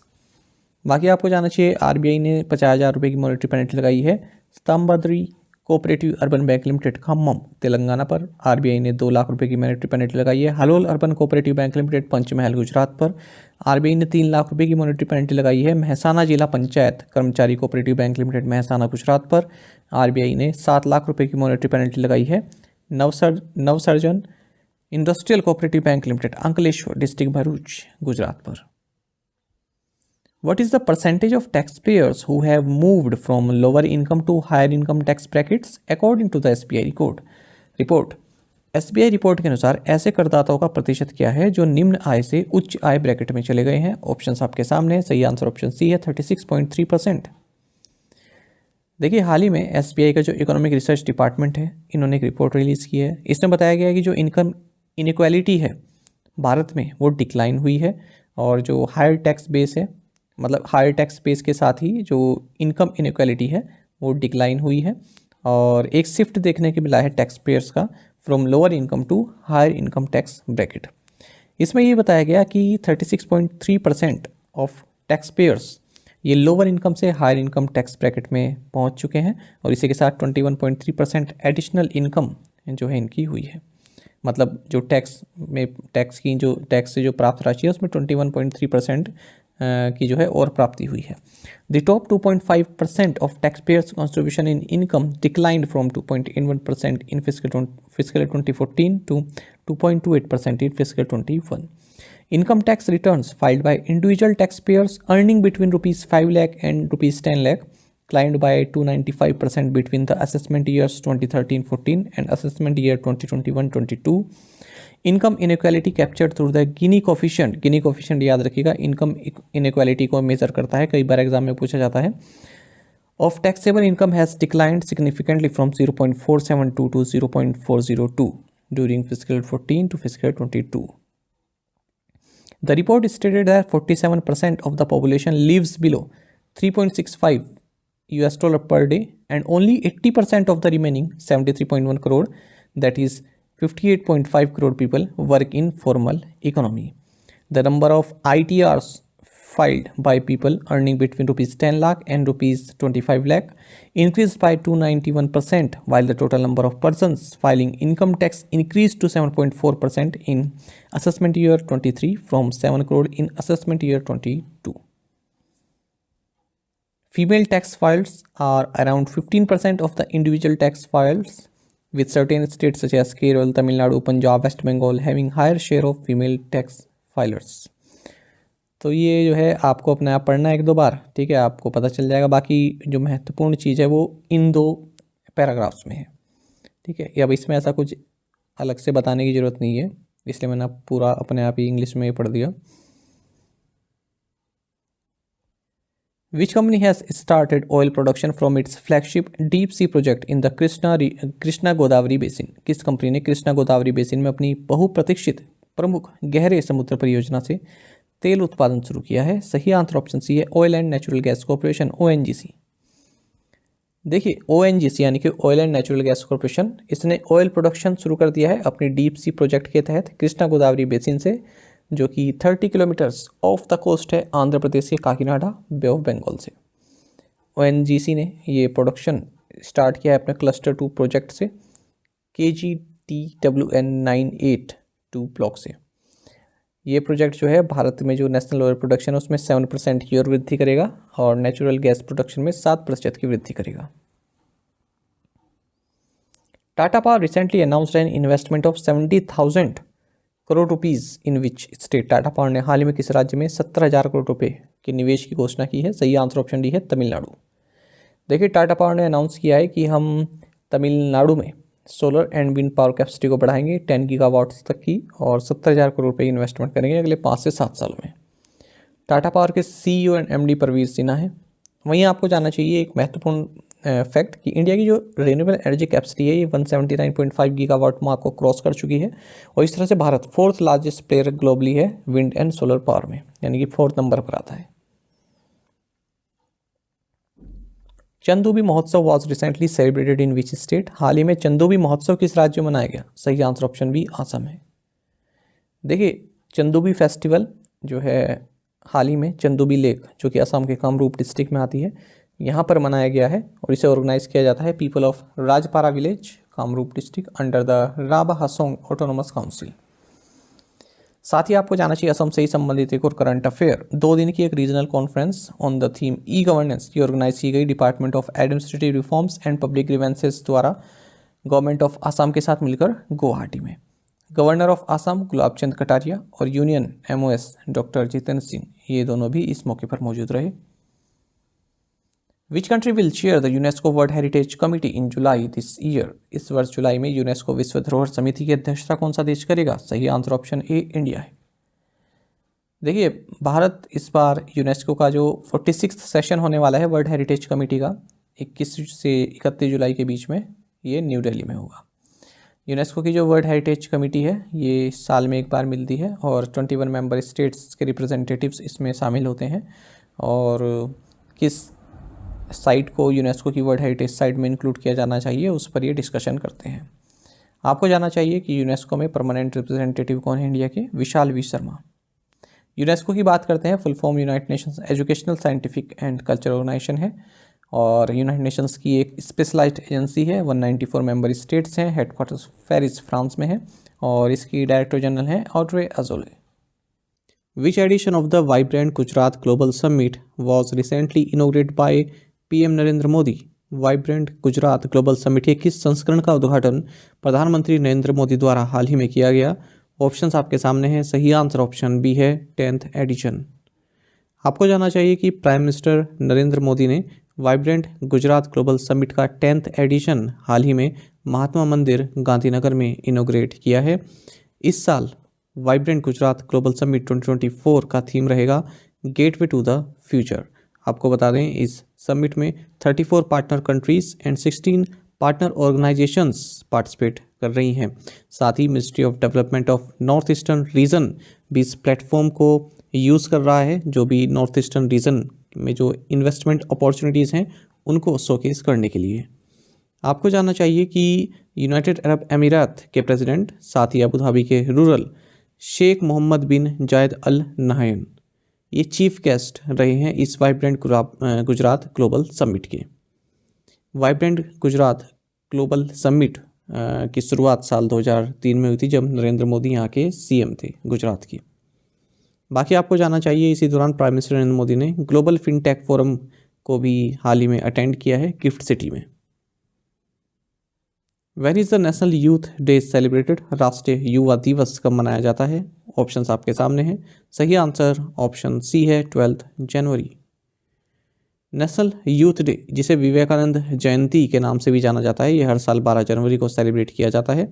आपको बता दें साल 1984 में 1984 में गवर्नमेंट ऑफ इंडिया ने डिसीजन लिया कि जो स्वामी विवेकानंद जी का बर्थडे है 12 जनवरी को, इसे नेशनल यूथ डे के तौर पर हम मनाएंगे। प्रधानमंत्री नरेंद्र मोदी ने इसी अवसर पर यानी कि 12 जनवरी को नेशनल यूथ फेस्टिवल 2024 को इनोग्रेट किया है नासिक महाराष्ट्र में और थीम रहा है my Bharat Viksit Bharat at 2047 by the youth for the youth. आपको एक और डे के बारे में जानना चाहिए जो कि 10 जनवरी को मनाया जाता है, यह है वर्ल्ड हिंदी डे या फिर विश्व हिंदी दिवस। आप सभी जानते हैं हिंदी जो कि देवनागरी स्क्रिप्ट में लिखी गई है, ये one of the 22 scheduled languages है हमारी कंट्री की और ऑफिशियल लैंग्वेज भी है यूनियन गवर्नमेंट की इंग्लिश के साथ साथ। और वर्ल्ड हिंदी डे 2024 का थीम रहा है Hindi bridging traditional knowledge and artificial intelligence. आपको बता दें फर्स्ट वर्ल्ड हिंदी कॉन्फ्रेंस ये नागपुर महाराष्ट्र में हुई थी 1975 में और इनोग्रेट की गई थी तब की प्राइम मिनिस्टर इंदिरा गांधी द्वारा। साल 2006 में प्राइम मिनिस्टर मनमोहन सिंह ने अनाउंस किया कि 10 जनवरी को वर्ल्ड हिंदी डे मनाया जाएगा हर साल। The square kilometer array SKA is associated with which field of science? Square kilometer array SKA विज्ञान के किस क्षेत्र से संबंधित है? ऑप्शंस आपके सामने हैं, सही आंसर ऑप्शन बी है एस्ट्रोनॉमी। गवर्नमेंट ऑफ इंडिया ने अपना अप्रूवल दे दिया है कि भारत जो एक इंटरनेशनल मेगा साइंस प्रोजेक्ट है जिसका नाम स्क्वायर किलोमीटर एरे है SKA, इसका मेंबर बनेगा और इसके लिए भारत 1250 करोड़ रुपए का कंट्रीब्यूशन भी इस प्रोजेक्ट में देगा। तो इस तरह से जो SKAO ऑब्जर्वेटरी है उसका फुल मेंबर भारत बन जाता है। आपको जानना चाहिए कि ये जो SKA ऑब्जर्वेटरी है नेक्स्ट 7 ईयर की रिस्क में जो है फंडिंग प्रोवाइड कराएगा भारत, और जॉइंटली फंडेड होगा ये department of atomic energy and department of science and technology, जिसमें कि जो डिपार्टमेंट ऑफ एटॉमिक एनर्जी है ये लीड एजेंसी रहेगा। अगर हम बात करें इस स्क्वायर किलोमीटर एरे की, तो ये एक state of the art mega science international facility है, जिसके तहत world's biggest and most sensitive radio telescope को बनाया जा रहा है। और 2 लोकेशन है इसकी, एक तो ऑस्ट्रेलिया में है जो कि SKA लो है, यानी कि स्क्वायर किलोमीटर एरे लो, और दूसरी लोकेशन है साउथ अफ्रीका SKA मिड। साथ ही इसका जो ऑपरेशनल हेडक्वार्टर्स होगा ये जोट्रेल बैंक ऑब्जर्वेटरी यूनाइटेड किंगडम में होगा। ये तीनों लोकेशंस आप याद रखिएगा। और आपको जानना चाहिए कि भारत इसमें कंट्रीब्यूशन करता है 2014 से 2020 में, जब इसका डिज़ाइन किया जा रहा था। एक लीड रोल भारत ने यहाँ पर अदा किया है टेलीस्कोप मैनेजर सिस्टम को बनाने में, डिजाइन करने में। Renowned music maestro Ustad Rashid Khan who passed away recently belong to which gharana? प्रसिद्ध संगीतकार उस्ताद राशिद खान जिनका हाल में निधन हो गया, किस घराने से थे? ऑप्शंस आपके सामने हैं। सही आंसर ऑप्शन डी रहेगा, रामपुर सैसवान घराना। देखिए, जाने माने संगीतकार उस्ताद राशिद खान, इनका हाल ही में 55 की एज में निधन हो गया है। आपको बता दें ये इंडियन क्लासिकल म्यूजिशियन रहे हैं, हिंदुस्तानी ट्रेडिशन से संबंधित, और रामपुर सैसवान घराना से ये आते थे। पद्मश्री और संगीत नाटक एकेडमी अवार्ड इनको साल 2006 में प्राप्त हुआ। वहीं साल 2022 में पद्म भूषण से इन्हें सम्मानित किया गया गवर्नमेंट ऑफ इंडिया के द्वारा in the field of art. और ओबिचुरीज देख लेते हैं जो हाल ही में हुई है। जाने माने Hindi and Bhojpuri poet, lyricist and litterateur Pandit Hariram Haribhaiya Dwivedi, इनका हाल ही में 87 की एज में निधन हो गया। जाने माने जर्मन एक्टर क्रिस्टियन ऑलिवर, इनका 51 की एज में निधन हुआ। फ्रांस बेकेनबर्ग, जिन्होंने वर्ल्ड कप जीता है जर्मनी के लिए as a footballer and coach के रूप में भी, इनका भी हाल ही में निधन हो गया है 78 की एज में। मैरियो ज़ैगलो, ये ब्राज़ील के world cup winning football player and coach रहे हैं, इनका भी हाल ही में निधन हो गया है 92 की एज में। Who recently broke the women's 5 kilometer world record at the Cursa dels Nasos road race in Barcelona? हाल ही में बार्सिलोना में कर्सा डेल्स नासोस रोड रेस में महिलाओं का 5 किलोमीटर विश्व रिकॉर्ड किसने तोड़ा? सही आंसर ऑप्शन बी है, बेट्रिस शिबेट। देखिए, केन्या की हैं बेट्रिस शिबेट, इन्होंने विमेंस वर्ल्ड 5 किलोमीटर रिकॉर्ड तोड़ा है कुर्सा डेल नेसोस रोड रेस जो कि बार्सिलोना में हुई है। तो उन्होंने 14 मिनट 13 सेकंड्स लिए हैं, और इससे पहले ये रिकॉर्ड था यूथोपिया की स्वेनबेर तेफरी के पास। तो 16 सेकंड जो है इन्होंने कम लिए हैं इस रिकॉर्ड को तोड़ने के लिए। Which Indian state has become the first to map all 784 accident-prone sites using the Mappls app for road safety? कौन सा भारतीय राज्य सड़क सुरक्षा के लिए मैपल्स ऐप का उपयोग करके सभी 784 दुर्घटना प्रवण स्थलों को मैप करने वाला पहला राज्य बन गया है? सही आंसर ऑप्शन ए है, पंजाब। देखिए, पंजाब पुलिस मैप माई इंडिया के साथ मिलकर जो है राज्य में जितने भी 784 एक्सीडेंट ब्लैक स्पॉट्स हैं, जहाँ पर एक्सीडेंट अमूमन हो जाते हैं, तो उनको जो है उनकी मैपिंग कर दी है अपनी मैपल्स ऐप पर। इसी के साथ पंजाब पहला राज्य बन गया है जिसने सभी एक्सीडेंट प्रोन साइट्स को मैप किया है। तो अब जो भी कम्यूटर्स हैं, जैसे वो किसी एक्सीडेंट प्रोन एरिया के पास पहुंचेंगे तो 100 मीटर की दूरी पर एक वॉइस मैसेज उनको सुनाई देगा, ब्लैक स्पॉट 100 मीटर दी दूरी तय है। Which company won the CII national award for excellence in water management? किस कंपनी ने जल प्रबंधन में उत्कृष्टता के लिए CII राष्ट्रीय पुरस्कार जीता? ऑप्शंस आपके सामने। सही आंसर ऑप्शन बी है, हीरो मोटोकॉर्प। देखिए, हीरो मोटोकॉर्प की जो मैन्युफैक्चरिंग फैसिलिटी है गुड़गांव, यहाँ इस गुड़गांव फैसिलिटी ने CII national award for excellence in water management जीता है। टॉप पोजीशन इन्हें सिक्योर की है with in the French category. और आपको एक और न्यूज़ जाननी चाहिए, टाटा पे। ठीक है, टाटा पे को हाल ही में रिजर्व बैंक ऑफ इंडिया से पेमेंट एग्रीगेटर लाइसेंस मिल गया है, जो कि गूगल पे, रेजर पे और कैश फ्री को भी मिल चुका है। विच Indian state has launch the Nations first ever report and meeting management portal? किस भारतीय राज्य ने देश का पहला रिपोर्ट और मीटिंग प्रबंधन पोर्टल लॉन्च किया है? ऑप्शंस आपके सामने है। सही आंसर ऑप्शन डी है, हिमाचल प्रदेश। आपको जानना चाहिए कि department of digital technology and governance Himachal Pradesh, इन्होंने देश का पहला report management portal and meeting management portal launch किया है। तो जो ये RMP है, यानी कि रिपोर्ट मैनेजमेंट पोर्टल, तो जो भी अलग अलग रिपोर्ट्स हैं across departments, boards and corporations, उनको सेंड कर सकते हैं, मॉनिटर कर सकते हैं ऑनलाइन। एमएमपी यानी कि मीटिंग मैनेजमेंट पोर्टल क्या है, एक कॉम्प्रिहेंसिव सॉल्यूशन है for receiving meeting notices and proceedings. Meeting करानी है, उसकी प्रोसेसिंग के बारे में सब सूचना मिल सकती है। In which Indian state is Adidas establishing its first and only global capacity center in Asia outside of China? Adidas चीन के बाहर एशिया में अपना पहला और एकमात्र वैश्विक क्षमता केंद्र किस भारतीय राज्य में स्थापित कर रहा है? सही आंसर ऑप्शन बी तमिलनाडु है। आपको जानना चाहिए कि Adidas first and only global capacity centre in Asia outside China को सेटअप कर रहा है भारत में, कहाँ? चेन्नई, तमिलनाडु में। यानी कि एक एशिया में एकमात्र चाइना में इनका जो है ग्लोबल कैपेसिटी सेंटर है। तो अब एशिया में चाइना से बाहर इनका दूसरा सेंटर कहाँ होगा? चेन्नई, तमिलनाडु में। तो जर्मन कंपनी एडिडास आप सभी जानते हैं, तो ये अपना global business service hub Chennai में बना रही हैं और अखिल कपूर को इसका लीडर बनाया हुआ है। Which organisations collaborated to develop mobile ALOHA humanoid system? किस ऑर्गेनाइजेशन ने एलोहा ह्यूमनॉइड सिस्टम विकसित किया? सही आंसर ऑप्शन डी है, Google DeepMind and Stanford university. देखिए Google DeepMind and Stanford university के जो रिसर्चर्स हैं, इन्होंने मोबाइल एलोहा जो कि एक low cost open source hardware system है फॉर बाईमैनुअल टेली ऑपरेशन, इसे लॉन्च किया है। तो एक ह्यूमनॉइड रोबोट है, मतलब ह्यूमनॉइड रोबोट मतलब जो ह्यूमन काम करते हैं उस तरह काम कर सकते हैं। कोई सामान उठाना है, कुछ बनाना है, इस तरह के कार्य कर सकते हैं, कुछ मिक्स करना है। अच्छा, एक और आपको जानना चाहिए ऑप्टिमस के बारे में, ये इसी आर्टिकल में था तो मैंने सोचा कि आपको बता दूं। ऑप्टिमस क्या है? एक रोबोटिक्स आर्म है एलन मस्क की जो है कंपनी जो है टेस्ला, इसकी। तो पूछ लेते हैं इस तरह की क्वेश्चंस भी, ठीक है। ऑप्टिमस तो इसने भी पहले एक ह्यूमनॉइड रोबोट बनाया था 2022 में, जिसका नाम बम्बल बी है। Which country has declared snow leopard as its national symbol? किस देश ने हिम तेंदुए को अपना राष्ट्रीय प्रतीक घोषित किया है? ऑप्शंस आपके सामने, सही आंसर ऑप्शन सी है, किर्गिस्तान। देखिए किर्गिस्तान ने अब ऑफिशियली डिक्लेयर किया है कि स्नो लेपर्ड, जिसे घोस्ट ऑफ द माउंटेन्स बोलते हैं, ये इनका नेशनल सिंबल होगा।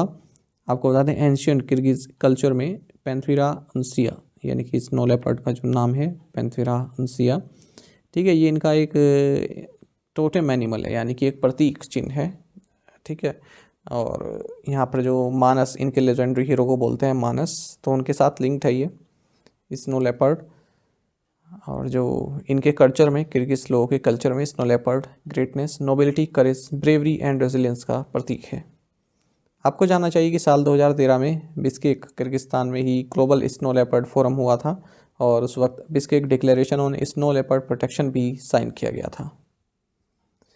अच्छा, एशिया में अगर हम बात करें, स्नो लेपर्ड्स 12 कंट्रीज़ में पाए जाते हैं, Afghanistan, Bhutan, China, India, Kyrgyzstan, Kazakhstan, Mongolia, Nepal, Pakistan, Russia, Tajikistan and Uzbekistan.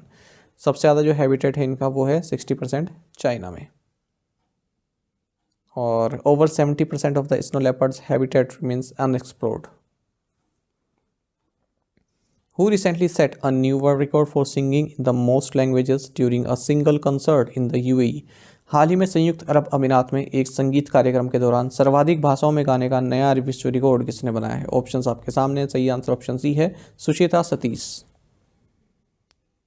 देखिए यूएई की बात है, यूएई में एक सुचेता सतीश जो कि केरल से आती हैं, इन्होंने एक रिकॉर्ड अपने नाम किया है सिंगिंग में। इन्होंने एक सिंगल कॉन्सर्ट में सबसे ज़्यादा लैंग्वेजेस में जो है गाने का रिकॉर्ड अपने नाम किया है। तो इन्होंने 140 लैंग्वेजेस में जो है गाने गाए हैं, वो भी सिंगल कंसर्ट में, मतलब एक ही साथ।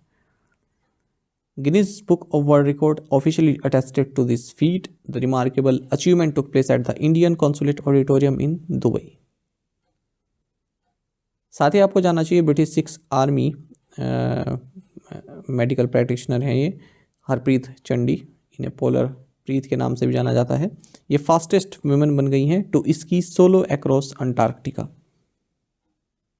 तो 31 दिन 13 घंटे 19 मिनट में जो है ये अंटार्कटिका में जो इन्होंने स्की की है solo. Who has recently been appointed as the executive director of the Asian Development Bank in Manila? हाल ही में मनीला में एशियाई विकास बैंक के कार्यकारी निदेशक के रूप में किसे नियुक्त किया गया है? ऑप्शंस आपके सामने है, सही आंसर ऑप्शन सी है, विकासशील। देखिए ब्यूरोक्रेट विकासशील, इन्हें एग्जीक्यूटिव डायरेक्टर अपॉइंट किया गया है Asian development bank Manila Philippines में, और 3 साल की अवधि के लिए ये अपॉइंटमेंट इन्हें मिला है। साथ ही सेंथिल पैंडियन सी ये अम्बेसडर परमानेंट रिप्रेजेंटेटिव बन गए हैं भारत के। कहाँ? Permanent mission of India to the world trade organisation Geneva. तो जिनेवा में WTO जो है वर्ल्ड ट्रेड ऑर्गेनाइजेशन, यहाँ पर भारत के परमानेंट या अम्बेसडर रिप्रेजेंटेटिव बन गए हैं। इंडिया के इंदिरा मनी पांडे ये बिम्स्टेक सेक्रेटरी जनरल बने हैं। Which country won the United cup 2024 title by defeating Poland in finals. किस देश ने फाइनल में पोलैंड को हराकर यूनाइटेड कप 2024 का खिताब जीता? सही आंसर ऑप्शन डी है जर्मनी। देखिए जर्मनी ने यूनाइटेड कप टाइटल जीत लिया है 2-1 से, पोलैंड को इन्होंने हराया है फाइनल में। कहाँ खेला गया? सिडनी में। तो हर एक राउंड जो है 3 मैचेस हुए, man singles, women singles and mix doubles. बात हो रही है यहाँ पर टेनिस की।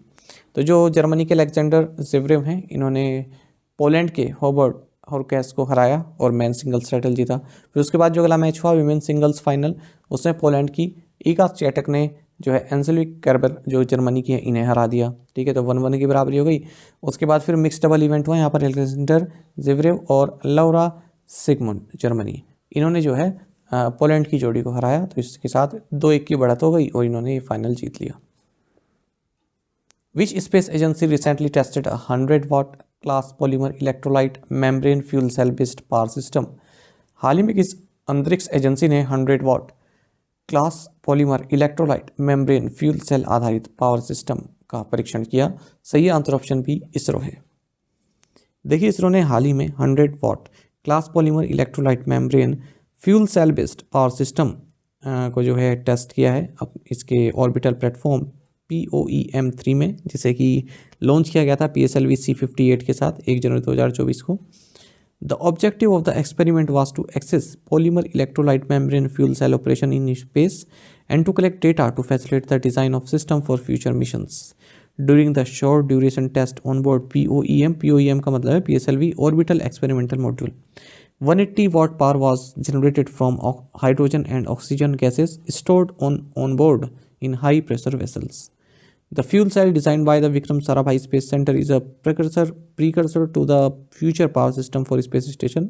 और आपको जानना चाहिए भारत ने एक टारगेट बनाया कि 2035 तक जो है स्पेस स्टेशन को जो है भारत सेटअप करेगा लो अर्थ ऑर्बिट में। What is the new minimum capital requirement set by Reserve Bank of India for small finance banks? Small finance बैंकों के लिए भारतीय रिजर्व बैंक द्वारा निर्धारित नई आवश्यक न्यूनतम पूंजी कितनी है? सही आंसर ऑप्शन सी है 200 करोड़ रुपए। महत्वपूर्ण क्वेश्चन है बैंकिंग वालों के लिए। देखिए रिजर्व बैंक ऑफ इंडिया ने जो मिनिमम कैपिटल रिक्वायरमेंट है स्मॉल फाइनेंस बैंक के लिए उसे 200 करोड़ रुपए किया है, और साथ ही ये भी कहा है कि पेमेंट्स बैंक यदि स्मॉल फाइनेंस बैंक में अपग्रेड होना चाहते हैं तो हो सकते हैं। और जो प्राइमरी अर्बन कोऑपरेटिव बैंक्स हैं जो चाहते हैं कि स्मॉल फाइनेंस बैंक हम बन जाएं, उनके लिए जो इनिशियल रिक्वायरमेंट है नेटवर्थ की वो 100 करोड़ रुपए रहेगी, जिसे कि अगले 5 सालों के अंदर 200 करोड़ रुपए बढ़ा दिया जाएगा। पेमेंट्स बैंक अप्लाई कर सकते हैं कि वो स्मॉल फाइनेंस बैंक में बनना चाहते हैं, ठीक है, पर उससे पहले उन्हें 5 साल पेमेंट्स बैंक के तौर पर कार्य करना होगा। साथ ही आपको जानना चाहिए हाल ही में फिनो पेमेंट्स बैंक ने ऑलरेडी अप्लाई किया है कि हमें स्मॉल फाइनेंस बैंक का लाइसेंस दे दीजिए। अच्छा, रिजर्व बैंक ऑफ इंडिया ने जो ये स्मॉल फाइनेंस बैंक किससे संबंधित गाइडलाइंस हैं ये 27 दिसंबर 2014 में लॉन्च की थी पहले लास्ट बार।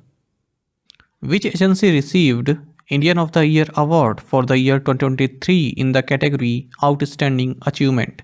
किस एजेंसी को उत्कृष्ट उपलब्धि श्रेणी में वर्ष 2023 के लिए Indian of the year award प्राप्त हुआ? ऑप्शंस आपके सामने हैं। सही आंसर ऑप्शन बी रहेगा इसरो।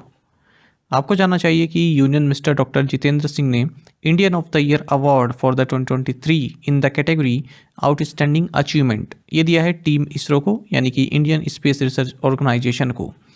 ये अवार्ड इंस्टीट्यूट किया गया है CNN न्यूज़ 18 के द्वारा, और इसे प्राप्त किया इसरो चेयरमैन S सोमनाथ, साथ ही Chandrayaan 3 project director doctor P Veeramuthuvel के द्वारा। आपको जानना चाहिए और कैटेगरीज में अगर हम अवार्ड देखें इंडियन ऑफ द ईयर, तो पर्सन कैटेगरी में शाहरुख खान को दिया गया है, स्पोर्ट्स कैटेगरी में नीरज चोपड़ा को दिया गया है, बिजनेस कैटेगरी में दिनेश कुमार खारा को दिया गया है, वहीं एंटरटेनमेंट कैटेगरी में मणि रत्नम को दिया गया है। What is the total length of the Mumbai Trans Harbour Link MTHL recently inaugurated by PM Narendra Modi? हाल ही में प्रधानमंत्री नरेंद्र मोदी द्वारा उद्घाटन किए गए Mumbai Trans Harbour Link MTHL की कुल लंबाई कितनी है? ऑप्शंस आपके सामने हैं। सही आंसर ऑप्शन सी है 28.1 किलोमीटर। आपको जानना चाहिए हाल ही में प्राइम मिनिस्टर नरेंद्र मोदी ने नवी मुंबई में मुंबई ट्रांस हार्बर लिंक, जिसे ऑफिशियली अटल बिहारी वाजपेयी सेवरी नहावा सेवा अटल सेतु कहा जाता है, इसे इनोग्रेट किया है। इसकी आधारशिला प्राइम मिनिस्टर द्वारा दिसंबर 2016 में रखी गई थी। आपको बता दें Mumbai Trans Harbour Link 17,840 crore रुपए से ज़्यादा की कॉस्ट में बना है और इसकी लंबाई लगभग 21.8 किलोमीटर है। ये 6 लेन ब्रिज है और 16.5 किलोमीटर लेंथ ओवर द सी है और 5.5 kilometre length on the land है। आपको जानना चाहिए ये ब्रिज सेवरी साउथ मुंबई से शुरू होता है, Thane creek north of Elephanta island को क्रॉस करता हुआ चेरली में टर्मिनेट होता है नियर नावा सेवा इन उड़ान तालुका ऑफ रायगढ़ डिस्ट्रिक्ट। आपको ये भी जानना चाहिए कि ये भारत का लॉन्गेस्ट ब्रिज है, साथ ही भारत का लॉन्गेस्ट सी ब्रिज भी है और ये वर्ल्ड का 12th लॉन्गेस्ट सी ब्रिज है। ये फास्टर कनेक्टिविटी प्रोवाइड करा रहा है मुंबई इंटरनेशनल एयरपोर्ट में और नवी मुंबई इंटरनेशनल एयरपोर्ट में। साथ ही ये ट्रैवल टाइम को रिड्यूस कर रहा है from Mumbai to Pune, Goa and south India. साथ ही ये कनेक्टिविटी को इम्प्रूव कर रहा है Mumbai port and Jawaharlal Nehru port के बीच में। Where did the UK India defence industry CEOs round table take place? UK Bharat रक्षा उद्योग CEO गोलमेज सम्मेलन कहाँ आयोजित हुआ? ऑप्शंस आपके सामने हैं। सही आंसर ऑप्शन बी लंदन है। आपको जानना चाहिए कि रक्षा मंत्री राजनाथ सिंह और इनके US काउंटर पार्ट यानी कि US के जो डिफेंस मिनिस्टर हैं ग्रैंड शेप्स, इन्होंने हाल ही में UK India defence industry CEOs round table की अध्यक्षता की है लंदन में। इसी दौरान इन्होंने 2 एग्रीमेंट साइन किए हैं, यानी कि इंडिया और यूके के बीच में 2 एग्रीमेंट साइन किए। पहला है MOU on conduct of bilateral international cadet exchange programme and a letter of arrangement between Defence Research and Development Organisation यानी कि DRDO and United Kingdom's Defence Science and Technology Laboratory on defence collaboration in research and development. Where was the conference for the heads of assurance functions of the scheduled commercial banks held by Reserve Bank? Reserve bank द्वारा अनुसूचित वाणिज्यिक बैंकों के आश्वासन कार्यों के प्रमुखों के लिए सम्मेलन कहाँ आयोजित किया गया? सही आंसर ऑप्शन बी मुंबई है। आपको जानना चाहिए रिजर्व बैंक ऑफ इंडिया ने मुंबई में जो भी शेड्यूल्ड कमर्शियल बैंक्स में एश्योरेंस फंक्शंस के हेड्स हैं, यानी कि chief compliance officers, chief risk officers and heads of internal audit, इनकी एक कॉन्फ्रेंस आयोजित की। इस कॉन्फ्रेंस का थीम रहा resilient financial system, role of effective assurance functions. The Rural Development Ministry and which public sector banks signed an MOU to facilitate enterprise financing for rural self-help groups? ग्रामीण विकास मंत्रालय और किस सार्वजनिक क्षेत्र के बैंक ने ग्रामीण स्वयं सहायता समूहों के लिए उद्यम वित्त पोषण हेतु एक समझौता ज्ञापन पर हस्ताक्षर किए? ऑप्शंस आपके सामने हैं। सही आंसर ऑप्शन ए है स्टेट बैंक ऑफ इंडिया। आपको जानना चाहिए additional secretary Deendayal Antyodaya Yojana national rural livelihoods mission Charanjit Singh और chief general manager state bank of India corporate office Mumbai Shantanu Pendse, इन्होंने एक मेमोरेंडम ऑफ अंडरस्टैंडिंग साइन किया है to facilitate enterprise financing for rural self help group women. जो भी SHG वुमेन हैं उनको financing की सुविधा प्रोवाइड कराएगा SBI और इसके लिए स्टेट बैंक ऑफ इंडिया ने एक फाइनेंशियल प्रोडक्ट भी लॉन्च किया है जिसका नाम है स्वयं सिद्ध, जो कि SHG वुमेन एंटरप्रेन्योर्स के लिए बना है, जिसमें 5 लाख रुपए तक का लोन प्राप्त कर सकती हैं। Which payments bank has signed MOU with Hindustan Zinc to offer financial inclusion services to its CSR beneficiaries? किस पेमेंट बैंक ने अपने CSR लाभार्थियों को वित्तीय समावेशन सेवाएं प्रदान करने के लिए हिंदुस्तान जिंक के साथ समझौता ज्ञापन पर हस्ताक्षर किए हैं? ऑप्शंस आपके सामने हैं। सही आंसर ऑप्शन सी रहेगा इंडिया पोस्ट पेमेंट्स बैंक। आपको जानना चाहिए कि इंडिया पोस्ट पेमेंट्स बैंक यानी कि IPPB और हिंदुस्तान जिंक लिमिटेड, जो कि एक सब्सिडरी है वेदांता ग्रुप की, इन्होंने फाइनेंशियल इंक्लूजन के लिए पार्टनरशिप की है। The collaboration with ensure in creating a lasting impact on the lives of community beneficiaries around Hindustan Zinc's operational areas. जो भी हिंदुस्तान जिंक का ऑपरेशनल एरियाज के आसपास जो कम्युनिटी रहती है तो उनको फाइनेंशियल सोल्यूशन प्रोवाइड कराए जाएंगे।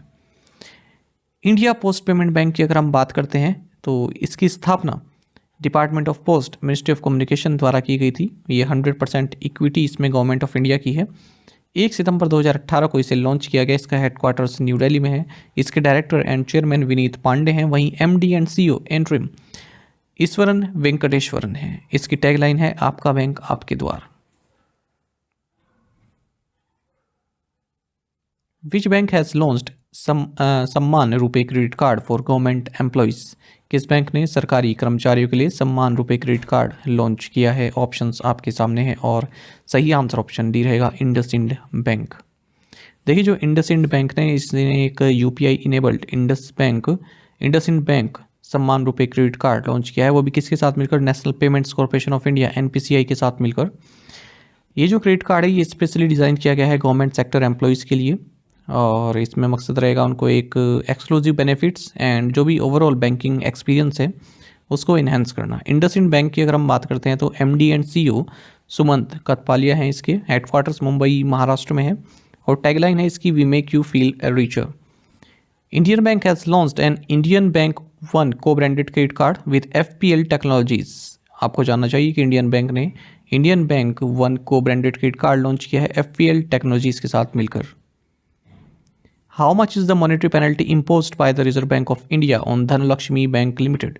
भारतीय रिजर्व बैंक द्वारा धनलक्ष्मी बैंक लिमिटेड पर कितना मौद्रिक जुर्माना लगाया गया है? सही आंसर ऑप्शन सी है 120.47 लाख रुपए। देखिए जो रिजर्व बैंक ऑफ इंडिया है इसने एक मॉनेटरी पेनल्टी लगाई है 120.47 लाख रुपीज़ की धनलक्ष्मी बैंक लिमिटेड पर, क्योंकि इसने आरबीआई के जो डायरेक्शंस हैं loans and advances statutory and other restrictions RBI know your directions 2016 और reserve bank of India interest rates on deposit direction 2016 इनका अनुपालन नहीं किया है। साथ ही आरबीआई ने 1 करोड़ रुपए की मॉनेटरी पेनल्टी लगाई है पंजाब एंड सिंध बैंक पर for non compliance with certain directions issued by RBI on loans and advances statutory and other restrictions. RBI ने 29.55 लाख रुपए की मॉनेटरी पेनल्टी लगाई है ESAF small finance bank limited पर for non compliance with the directions issued by RBI on customer service in banks. RBI ने 6 lakh rupees की monetary penalty लगाई है शक्ति फाइनेंस लिमिटेड कोयम्बटूर तमिलनाडु पर for non compliance with the RBI know your customer directions 2016।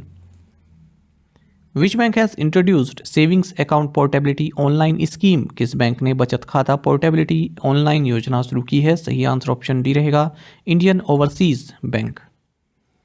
देखिए public sector bank Indian overseas bank ने saving accounts portability scheme portability online नामक एक स्कीम लॉन्च की है जिसका मकसद है कोई व्यक्ति किसी दूसरी लोकेशन पर जो है शिफ्ट हो जाता है तो वो इजीली अपना जो सेविंग अकाउंट है उसको पोर्ट करवा सकता है। इंडियन ओवरसीज़ की बात करें सीईओ अजय कुमार श्रीवास्तव हैं। हेडक्वार्टर्स चेन्नई तमिलनाडु में है और टैगलाइन है good people to grow with. Which bank has entered into a tie up with Digvriddhi to offer financial services to dairy farmers and milk societies? Dairy किसानों और दुग्ध समितियों को वित्तीय सेवाएं प्रदान करने के लिए किस बैंक ने दिग्वृद्धि के साथ समझौता किया है? सही आंसर ऑप्शन सी है कर्नाटका बैंक। देखिए कर्नाटका बैंक ने एक फिनटेक कंपनी है दिग्वृद्धि डीजीवी इसके साथ एक एमओयू साइन किया है to offer a host of financial services catering to the needs of dairy farmers and milk societies. जो dairy farmers and milk societies हैं उनकी जो फाइनेंशियल नीड्स हैं उनको पूरा करने के लिए। आपको बता दें जो ये दिग्वृद्धि है इंडिया की first integrated dairy fintech and market place platform है। कर्नाटका बैंक की अगर हम बात करते हैं MD and CEO Shri Krishnan Harihar Sharma है। हेडक्वार्टर्स मंगलुरु कर्नाटक में है। टैगलाइन है your family bank across India. What is the name of the state-of-the-art assault rifle recently launched by the Defense Research and Development Organization (DRDO)? हाल ही में रक्षा अनुसंधान और विकास संगठन यानी कि DRDO द्वारा लॉन्च की गई अत्याधुनिक असॉल्ट राइफल का क्या नाम है? ऑप्शंस आपके सामने हैं और यहाँ सही ऑप्शन रहेगा आपका सही आंसर रहेगा उग्रम। देखिए Defence Research and Development Organisation यानी कि डीआरडीओ इसने उग्रम नाम की एक state of the art assault rifle launch की है 7.62 बाई 51 mm कैलिबर की। इसकी जो रेंज है ये 500 मीटर्स तक की है, 4 kg से भी कम की है अगर वेट की हम बात करें। और इसे डीआरडीओ की जो पुणे बेस्ड फैसिलिटी है armament research and development establishment ARDE ने Hyderabad based Dweepa armour India private limited के साथ मिलकर तैयार किया है। Which state government launched India's first 100% electric bike taxi service by? किस राज्य सरकार ने भारत की पहली 100% इलेक्ट्रिक बाइक टैक्सी सेवा बायू शुरू की? सही आंसर ऑप्शन ए असम है। देखिए असम गवर्नमेंट ने बायू, जो कि एक app based electric bike taxi service है, इसे लॉन्च किया है और इसे तैयार किया है असम स्टेट ट्रांसपोर्ट कॉरपोरेशन ने। और नीति आयोग का जो शून्य जीरो पोल्यूशन मोबिलिटी कैंपेन है उसके द्वारा ये सपोर्टेड है, वायु क्लीन एयर मूवमेंट। और जो असम स्टेट ट्रांसपोर्ट कॉरपोरेशन है, इसने इसे बिकोसी इको टैक्स के साथ मिलकर लॉन्च किया है to improve the air quality and public health of cities by deploying electric vehicles in transport and logistics sectors.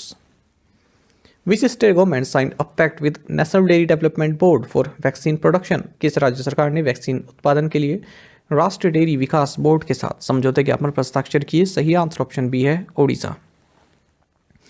देखिए उड़ीसा गवर्नमेंट ने एक MOU साइन किया है national dairy development board NDDB के साथ for establishing of facility for production of anthrax and ENT vaccines in Ganjam district. तो agreement ये 52 करोड़ रुपए का है, जिस मतलब 52 करोड़ रुपए की इसकी लागत से फैसिलिटी सेटअप की जाएगी उड़ीसा के बायोलॉजिकल प्रोडक्टिव इंस्टीट्यूट बहरामपुर में।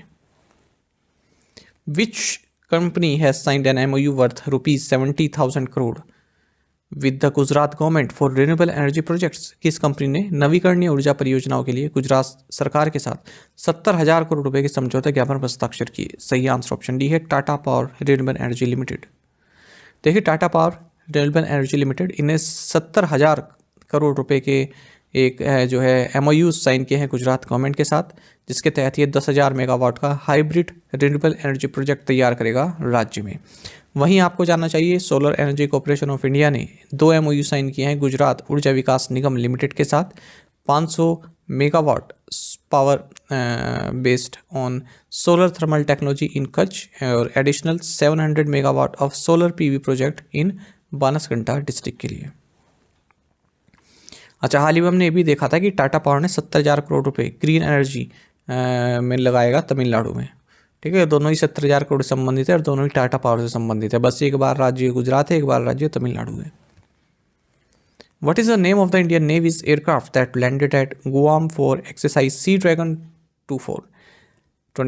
भारतीय नौसेना के उस विमान का क्या नाम है जो सी ड्रैगन 24 अभ्यास के लिए गुआम पहुंचा? सही आंसर ऑप्शन ए है, P8I। देखिए इंडियन नेवी का P8I एयरक्राफ्ट ये गुआम, जो कि यूनाइटेड स्टेट्स की एक आइलैंड टेरिटरी है वेस्टर्न पैसिफिक में, यहाँ पहुंचा है एक्सरसाइज सी ड्रैगन 24 में पार्टिसिपेट करने के लिए। एक्सरसाइज सी ड्रैगन 24 की बात करें तो एक मल्टीनेशनल मैरीटाइम एक्सरसाइज है। इसमें पार्टिसिपेट कर रहे हैं India, Japan, south Korea, Australia and US, यानी कि आप कह सकते हैं quad plus south Korea. Which state was adjudged India's cleanest state in Swachh Survekshan awards 2023? स्वच्छ सर्वेक्षण पुरस्कार 2023 में किस राज्य को भारत का सबसे स्वच्छ राज्य चुना गया? ऑप्शंस आपके सामने हैं, सही आंसर ऑप्शन सी महाराष्ट्र है। आपको जानना चाहिए president of India Droupadi Murmu ने स्वच्छ सर्वेक्षण अवार्ड्स 2023 जो है प्रदान किए हैं भारत मंडपम न्यू दिल्ली में। इन अवार्ड्स को होस्ट किया गया ministry of housing and urban affairs के द्वारा। जो 2023 के अवार्ड्स हैं इनका थीम रहा वेस्ट टू वेल्थ, और जो 2024 के अवार्ड्स हैं उनका थीम है रिड्यूस, रीयूज एंड रिसाइकल। आपको बता दें 13 अवार्डीज को यहाँ पर फैसिलिटेट किया गया under categories of clean cities, cleanest cantonment, सफाई मित्र सुरक्षा, Ganga towns and best performing state. इस साल जो क्लीनेस्ट सिटी अवार्ड है ये 2 सिटीज़ को गया है, एक तो है सूरत, दूसरा है इंदौर। इंदौर 7वीं लगातार बार जो है इस लिस्ट में टॉप पर है क्लीनेस्ट सिटी की अगर हम बात करें। नवी मुंबई तीसरे नंबर पर है। ठीक है, तो दूसरा नंबर नहीं है यहाँ पर, पहले नंबर पर इंदौर है, दूसरे पर सूरत है, फिर तीसरे नंबर पर नवी मुंबई है। अगर हम बात करें उन सिटीज़ की जहाँ पर पॉपुलेशन 1 लाख से कम है तो महाराष्ट्र का शाश्वत, छत्तीसगढ़ का पतन और महाराष्ट्र का लोनावाला टॉप 3 स्पॉट्स पर है। महो कैंटोनमेंट बोर्ड इन मध्य प्रदेश, ये क्लीनेस्ट कैंटोनमेंट बोर्ड है। वाराणसी एंड प्रयागराज ये क्लीनेस्ट गंगा टाउन्स हैं। महाराष्ट्र, मध्य प्रदेश एंड छत्तीसगढ़ ये बेस्ट परफॉर्मिंग स्टेट्स हैं। पहले नंबर महाराष्ट्र, फिर मध्य प्रदेश, फिर छत्तीसगढ़, यही हमारा क्वेश्चन भी है। अरुणाचल प्रदेश में लास्ट पर है। चंडीगढ़ को बेस्ट सफाई मित्र सुरक्षित शहर का अवार्ड दिया गया है। 4,447 अर्बन लोकल बॉडीज़ ने इसमें पार्टिसिपेट किया है और गवर्नमेंट का ये भी कहना है कि वर्ल्ड का लार्जेस्ट क्लीनलीनेस सर्वे रहा है जिसमें 12 करोड़ सिटीजन्स ने रिस्पॉन्स किया। तो इस चार्ट में भी आप देख सकते हैं, ऊपर है क्लीनेस्ट सिटीज़ है ना, जिनकी पॉपुलेशन 10 लाख से ज़्यादा की है, और 10 लाख से कम वाली भी देख सकते हैं आप, 1 लाख से कम वाली भी देख सकते हैं। फिर आप देख सकते हैं स्टेट रैंकिंग टॉप 5 और बॉटम 5। स्वच्छ सर्वेक्षण के बारे में थोड़ी बेसिक जानकारी लेते हैं। ये एक एनुअल सर्वे है, cleanliness, hygiene and sanitation cities and town से संबंधित। इसे स्वच्छ भारत अभियान यानी कि SBA के तहत लॉन्च किया गया है। आपको बता दें ministry of housing and urban affairs द्वारा ये लॉन्च किया गया। क्वालिटी काउंसिल ऑफ इंडिया इसमें इम्प्लीमेंटेशन पार्टनर है। पहली बार ये सर्वे 2016 में किया गया था, तब केवल 73 सिटीज़ इसमें पार्टिसिपेट किए थे, और अब 2020 के सर्वे में 4242 इसमें पार्टिसिपेट किए। आपको बता दें इसमें 2 मेन क्राइटेरिया हैं, सिटीजन फीडबैक और दूसरा है फील्ड असेसमेंट। जो स्वच्छ भारत अभियान है यानी कि SBA जहाँ पर लिखा है, इसका मतलब स्वच्छ भारत अभियान, इसको आप 2 पार्ट्स में डालते हैं। एक तो रूरल, जिसे देखता है department of drinking water and sanitation, ministry of जल शक्ति। दूसरा है अर्बन, SBA अर्बन, जिसे देखता है ministry of housing and urban affair. तो हाल ही में जो ये स्वच्छ भारत अभियान 2.0 है, इसे लॉन्च किया गया था 1 अक्टूबर 2021 को, और इसका मकसद क्या है? Complete access to sanitation facilities for all. अच्छा, जो गार्बेज फ्री इंडिया है, ये भी स्वच्छ भारत अभियान का ही एक हिस्सा है। Name the deputy governor of the reserve bank of India who was given 1 year tenure extension. भारतीय रिजर्व बैंक के डिप्टी गवर्नर का नाम बताइए जिन्हें 1 वर्ष का कार्यकाल विस्तार दिया गया है। ऑप्शंस आपके सामने हैं। सही आंसर ऑप्शन डी है, माइकल देवव्रत पात्रा। आपको जानना चाहिए रिजर्व बैंक ऑफ इंडिया के deputy governor Michael D Patra, जो कि मॉनेटरी पॉलिसी के इंचार्ज हैं, साथ ही मॉनेटरी पॉलिसी कमेटी के मेंबर भी हैं। इन्हें 1 साल का एक्सटेंशन दिया गया है अपने टेन्योर में। आपको जानना चाहिए पहली बार इन्हें RBI का डिप्टी गवर्नर जनवरी 2020 में अपॉइंट किया गया था 3 साल के लिए। लास्ट ईयर भी इनको 1 साल का एक्सटेंशन दिया गया था। साथ ही आपको जानना चाहिए रिजर्व बैंक ऑफ इंडिया ने the Hiriyur urban cooperative bank limited Karnataka का लाइसेंस रद्द कर दिया है। साथ ही RBI ने Shri Mahalaxmi mercantile cooperative bank limited Dabhoi Gujarat का भी लाइसेंस रद्द कर दिया है। Which tiger reserve in Maharashtra has been designated as India's first dark sky park. Maharashtra में किस बाघ अभयारण्य को भारत के पहले डार्क स्काई पार्क के रूप में नामित किया गया है? ऑप्शंस आपके सामने हैं। सही आंसर ऑप्शन ए है, पेंच टाइगर रिजर्व। आपको जानना चाहिए कि पेंच टाइगर रिजर्व PTR जो कि महाराष्ट्र में है, इसे इंडिया का फर्स्ट डार्क स्काई पार्क, साथ ही इस तरह का एशिया में 5th पार्क डिक्लेयर किया गया है, क्योंकि इसने जो नाइट स्काई है उसको प्रोटेक्ट किया है, साथ ही जो लाइट पोल्यूशन है उसको भी प्रिवेंट किया है, और इस पूरे क्षेत्र को एस्ट्रोनॉमी के लिए जो है बिल्कुल सही बनाए रखा है। आपको जानना चाहिए जो international union for conservation of nature है IUCN, ये इस बात पर जोर देता है कि जो नेचुरल या कल्चरल या फिर हिस्टोरिकल प्लेसेस हैं या रिसोर्सेज हैं, वहाँ पर जो नेचुरल लाइट है केवल वही पर्याप्त रहे। जो आर्टिफिशियल लाइट होती है जैसे पोल की लाइट हो गई, ठीक है, इन सब से बच कर रहे ऐसा क्षेत्र। Dark and quiet skies for science and society working group, इसका नेतृत्व इंटरनेशनल एस्ट्रोनॉमिकल यूनियन करता है, और यही रिकमेंड करता है कि इस तरह की जो डार्क स्काई ओसिस हैं ये बनाई जानी चाहिए नेशनल और लोकल गवर्नमेंट्स के द्वारा। आपको जानना चाहिए जो पेंच टाइगर रिजर्व है या फिर पेंच नेशनल पार्क, ये 2 राज्यों में फैला हुआ है, मध्य प्रदेश और महाराष्ट्र में। अच्छा, जो रुडयार्ड किपलिंग रहे हैं राइटर, इनकी बुक जंगल बुक और सेकंड जंगल बुक, ये इसी पेंच टाइगर रिजर्व का जो रीजन है इसी पर बेस्ड है।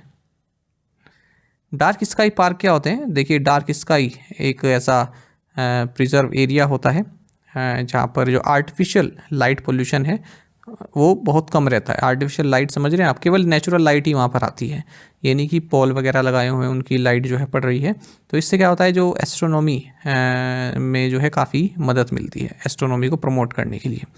जो इंडियन एस्ट्रोनॉमिकल ऑब्जर्वेटरी यानी कि IAO, ये हैनले में है ना, और इसको ऑपरेट करता है इंडियन इंस्टीट्यूट ऑफ एस्ट्रोफिजिक्स। ये इंडिया की फर्स्ट डार्क स्काई प्रिजर्व है, वेस्टर्न हिमालयाज में है 4500 मीटर के एलिवेशन पर, और ये one of the world's highest located site है for optical, infrared and gamma ray telescopes. What type of missile is Akash NG किस प्रकार की मिसाइल है? सही आंसर ऑप्शन सी है, सरफेस टू एयर। आपको जानना चाहिए कि Defence Research and Development Organisation यानी कि DRDO, इसने new generation Akash surface to air missile को सक्सेसफुली टेस्ट फायर किया है integrated test range Chandipur Orissa से। जो ये आकाश एनजी सिस्टम है इसकी रेंज लगभग 80 किलोमीटर की है। ये state of the art missile system है और इंटरसेप्ट करता है high speed agile aerial threats को। इसे डीआरडीओ द्वारा डेवलप किया गया है और प्रोड्यूस किया है Bharat dynamics limited and Bharat electronics ने। In which country did cyclone Alvaro make landfall? चक्रवात एल्वारो से कौन सा देश प्रभावित हुआ? सही आंसर ऑप्शन डी रहेगा, मेडागास्कर। देखिए एल्वारो जो कि 2024 का पहला साइक्लोन है, ये हाल ही में मोरम्बे मेडागास्कर में जो है इसने काफ़ी तबाही मचाई है। मेडागास्कर के बारे में आपको जानना चाहिए, ये एक आइलैंड कंट्री है south eastern coast of Africa. ये वर्ल्ड की 4th लार्जेस्ट आइलैंड है ये और 2nd लार्जेस्ट आइलैंड कंट्री है पूरे वर्ल्ड में। इसकी कैपिटल और लार्जेस्ट सिटी एंटेनानेरिवो है। Which city is set to host Indian navy's multinational exercise Milan 24? कौन सा शहर भारतीय नौसेना की बहुराष्ट्रीय अभ्यास मिलान 24 की मेजबानी करेगा? सही आंसर ऑप्शन डी है, विशाखापट्टनम। देखिए इंडियन नेवी का जो मल्टीनेशनल एक्सरसाइज है मिलान 24, ये विशाखापट्टनम में होगा 19-27 फरवरी 2024 के बीच में।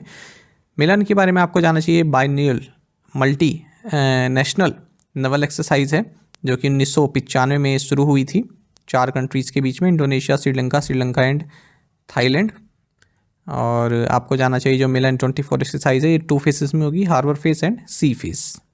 जो 11th एडिशन है इस एक्सरसाइज का वो फरवरी-मार्च 2022 में हुआ था विशाखापट्टनम में under the eastern Naval command और थीम रहा था कैमरेडरी कोहेशन एंड कोलेब्रेशन। और जब इसका 10वें एडिशन तक ये अंडमान एंड निकोबार कमांड के तहत हुआ करता था, लेकिन फिर 11वें एडिशन से ये ईस्टर्न नवल कमांड के अंडर में होने लगा विशाखापट्टनम में। और जैसे मैंने आपको बताया बाइनियल एक्सरसाइज यानी कि 2 साल में एक बार होती है। Which company received approval from the Reserve Bank of India to set up wholly owned finance company in the Gift City in Gujarat? Gujarat में गिफ्ट सिटी में पूर्ण स्वामित्व वाली वित्त कंपनी स्थापित करने के लिए किस कंपनी को भारतीय रिजर्व बैंक से मंजूरी मिली है? ऑप्शंस आपके सामने हैं और सही आंसर ऑप्शन डी है, पावर फाइनेंस कॉरपोरेशन। देखिए पावर फाइनेंस कॉरपोरेशन को हाल ही में रिजर्व बैंक ऑफ इंडिया से अप्रूवल मिला है कि ये wholly owned finance company setup कर सकती है गिफ्ट सिटी गुजरात में।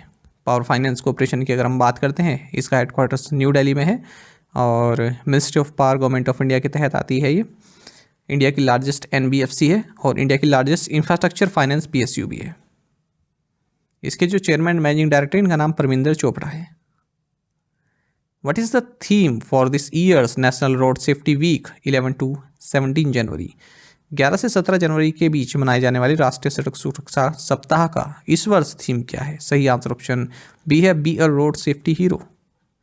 देखिए नेशनल रोड सेफ्टी वीक ये 11 से 17 जनवरी के बीच मनाया जाता है और इसका इस बार थीम रहा है be a road safety hero. In which weight category did Aman Sehrawat secure the gold medal at the Zagreb open 2024? Zagreb open 2024 में अमन सहरावत ने किस भार वर्ग में स्वर्ण पदक हासिल किया? सही आंसर ऑप्शन बी है, 57 kg। देखिए अमन सहरावत इन्होंने गोल्ड मेडल जीता है मेंस 57 kg इवेंट में। कहाँ? Zagreb open 24 wrestling tournament Croatia में। इन्होंने चाइना के जोउ वान हाउ को हराया है वह technical superiority in the 57 kg final और ये इंडिया का फर्स्ट मेडल है इस एडिशन में। Who has been appointed as the Chief Executive Officer CEO of PhonePe's International Payments Business? PhonePe के अंतर्राष्ट्रीय भुगतान व्यवसाय के मुख्य कार्यकारी अधिकारी के रूप में किसे नियुक्त किया गया है? सही आंसर ऑप्शन ए है, रितेश पाई। देखिए Walmart owned fintech major PhonePe इन्होंने former yes bank chief digital officer Ritesh Pai को अपना सीईओ नियुक्त किया है इंटरनेशनल पेमेंट्स बिजनेसेस के लिए। फोनपे की बात करते हैं, सीईओ समीर निगम है, हेडक्वार्टर्स महाराष्ट्र में है। Which organization reported that year 2023 was confirmed as the warmest on record? किस ऑर्गेनाइजेशन के अनुसार वर्ष 2023 सबसे गर्म वर्ष रहा है? सही आंसर ऑप्शन बी है, Copernicus climate change service C3S। देखिए 2023 को वार्मेस्ट ऑन रिकॉर्ड बताया गया है, मतलब रिकॉर्ड में सबसे वार्मेस्ट ईयर ये बताया गया है और जो ह्यूमन कोस्ट क्लाइमेट चेंज है उसके वजह से, साथ ही जो natural El Nino weather event है उसकी वजह से। तो किसने बताया ऐसा? यूरोपियन यूनियन की जो कोपरनिकस क्लाइमेट चेंज सर्विस है इसने। जो 2023 है वो 1.48 डिग्री सेल्सियस वार्मर रहा है 1950 टू 1900 प्री इंडस्ट्रियल पीरियड से अगर हम कंपेयर करते हैं तो आप सभी जानते हैं 2015 पेरिस एग्रीमेंट में कंट्रीज एग्री हुई थी कि हम ग्लोबल वार्मिंग को 1.5 डिग्री सेल्सियस से नीचे ही रखने की कोशिश करेंगे। अच्छा, जो ये टेम्परेचर बूस्ट देखने के मिला है, एक तो एल नीनो कंडीशन की वजह से ज़्यादा रहा है, साथ ही जो ह्यूमन द्वारा जो भी कार्य किए जाते हैं, है ना, जिस ये ग्रीन हाउस गैसेस वगैरह, वो मेन कोज रहा है। एल नीनो आप सभी जानते होंगे, ज़्यादातर स्टूडेंट्स जो बैंक के अलावा किसी और एग्ज़ाम की तैयारी कर रहे हैं वहाँ पर एल नीनो पढ़ते हैं ज्योग्राफी में। एक नेचुरल इवेंट है जहाँ पर ईस्ट पैसिफिक ओशन का जो वार्म वाटर है वो एटमॉस्फेयर को हीटअप करने का कार्य करता है। What is India's rank in the MSCI EM index? MSCI EM सूचकांक में भारत की रैंक क्या है? सही आंसर ऑप्शन डी है सेकंड। देखिए, भारत ने ताइवान को पीछे छोड़कर वेटेज के मामले में MSCI इमर्जिंग मार्केट्स इंडेक्स में दूसरा स्थान हासिल किया है। पहले नंबर पर चाइना है।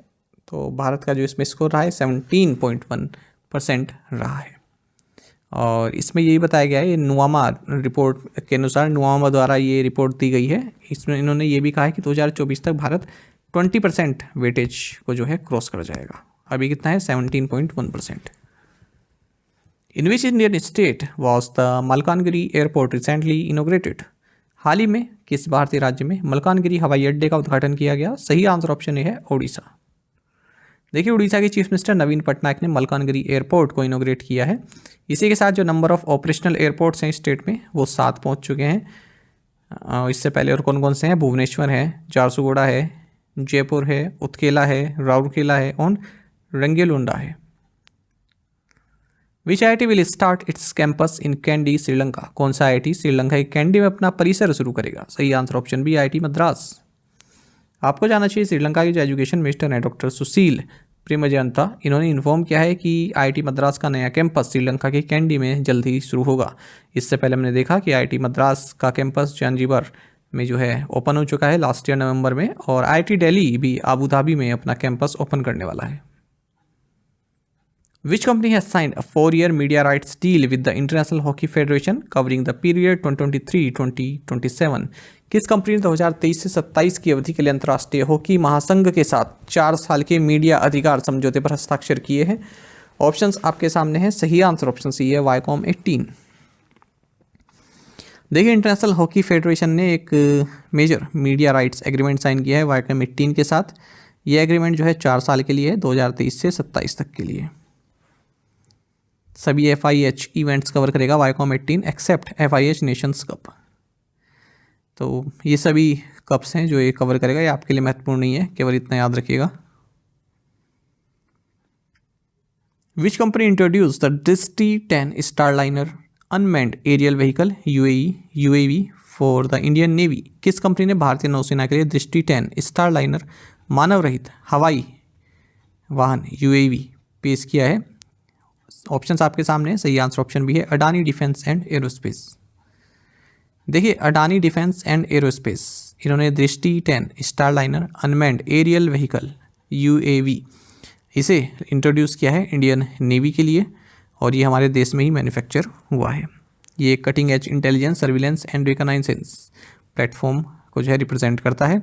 आपको बता दें, ये जो है एल्बिट्स हर्मिस 900 मेल यानी कि medium altitude long range platform पर आधारित है, मतलब उसी का ये एक संस्करण है। और 36 आवर एंड्योरेंस पेलोड कैपेसिटी इसकी 450 kg की है, और हर एक वेदर में ये कार्य कर सकता है।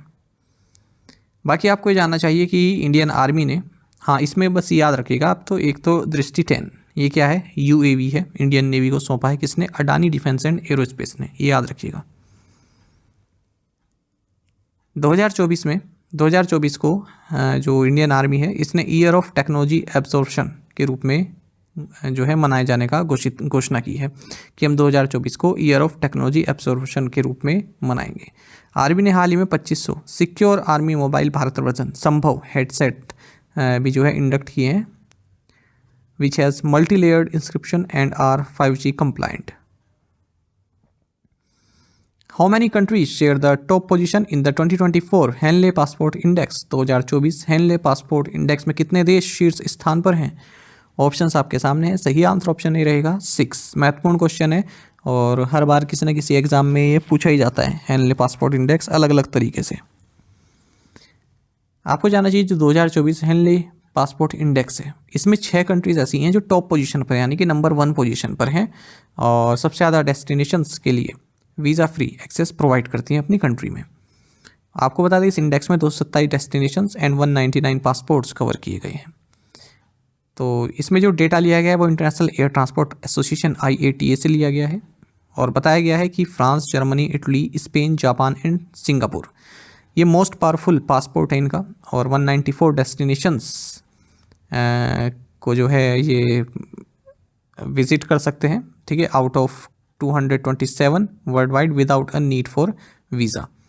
तो इसमें अब ये याद रखिएगा, देखिए मैंने एशिया भी लिख दिया, ऐसा पूछ सकते हैं कि पहले नंबर पर जो 6 कंट्रीज़ हैं उसमें जो है कौन कौन सी एशियन कंट्रीज़ हैं टॉप में, क्योंकि बैंक में आपका देखा गया है इसी तरह क्वेश्चन पूछे जाते हैं। टॉप 10 में पूछ लेगा, यदि कोई जापान होगा या फिर साउथ कोरिया होगा कि टॉप 10 में कौन सा एशिया का देश है, तो ऐसे ही यहाँ पर पूछ सकते हैं कि एशिया का कौन सा देश है टॉप पोजीशन पर, तो जापान है और सिंगापुर है।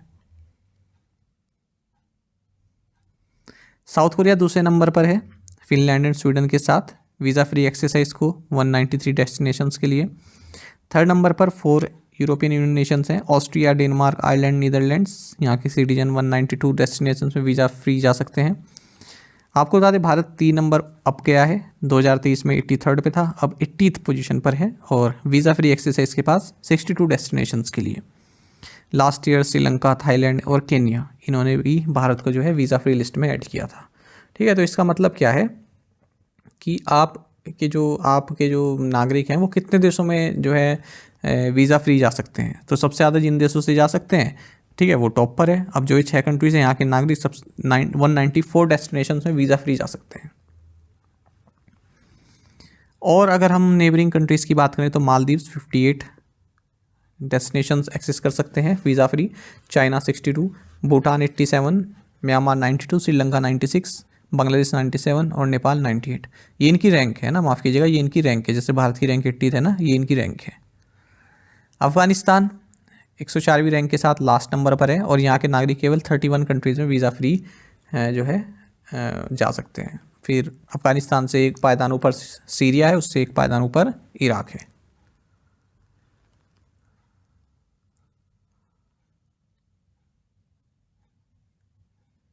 नहीं, अफगानिस्तान के लोग 28 में जा सकते हैं, है ना, केवल 28 में। फिर 29 में जा सकते हैं सीरिया के लोग और इराक के जा सकते हैं 31 में, इस तरह से। तो यहाँ पर आप टॉप 10 देख सकते हैं। अब शुरुआत में देखिए France, Germany, Italy, Japan, Sri Lanka, Singapore, ये याद रखिएगा, जापान, सिंगापुर। दूसरे नंबर फिर एक और एशियन कंट्री है साउथ कोरिया। साथ ही करंट अफेयर्स फंडा को आप टेलीग्राम पर भी ज्वाइन कर सकते हैं। यहाँ पर रेगुलर वीडियो अपडेट्स और करंट क्विज जैसे हम आप सभी के लिए डालते रहते हैं। साथ ही डिस्कशन ग्रुप में आप किसी भी क्वेश्चन का सोल्यूशन पा सकते हैं। दोस्तों, हमारे करंट अफेयर्स की प्लेलिस्ट दी गई है, इसको आप जरूर देखें। अपने दोस्तों के साथ, फेलो एस्पिरेंट साथ हमारे करंट अफेयर्स को आप शेयर जरूर करें। आज का ये सेशन आपको कैसा लगा, आप कमेंट बॉक्स में अवश्य बताइएगा। Thank you guys.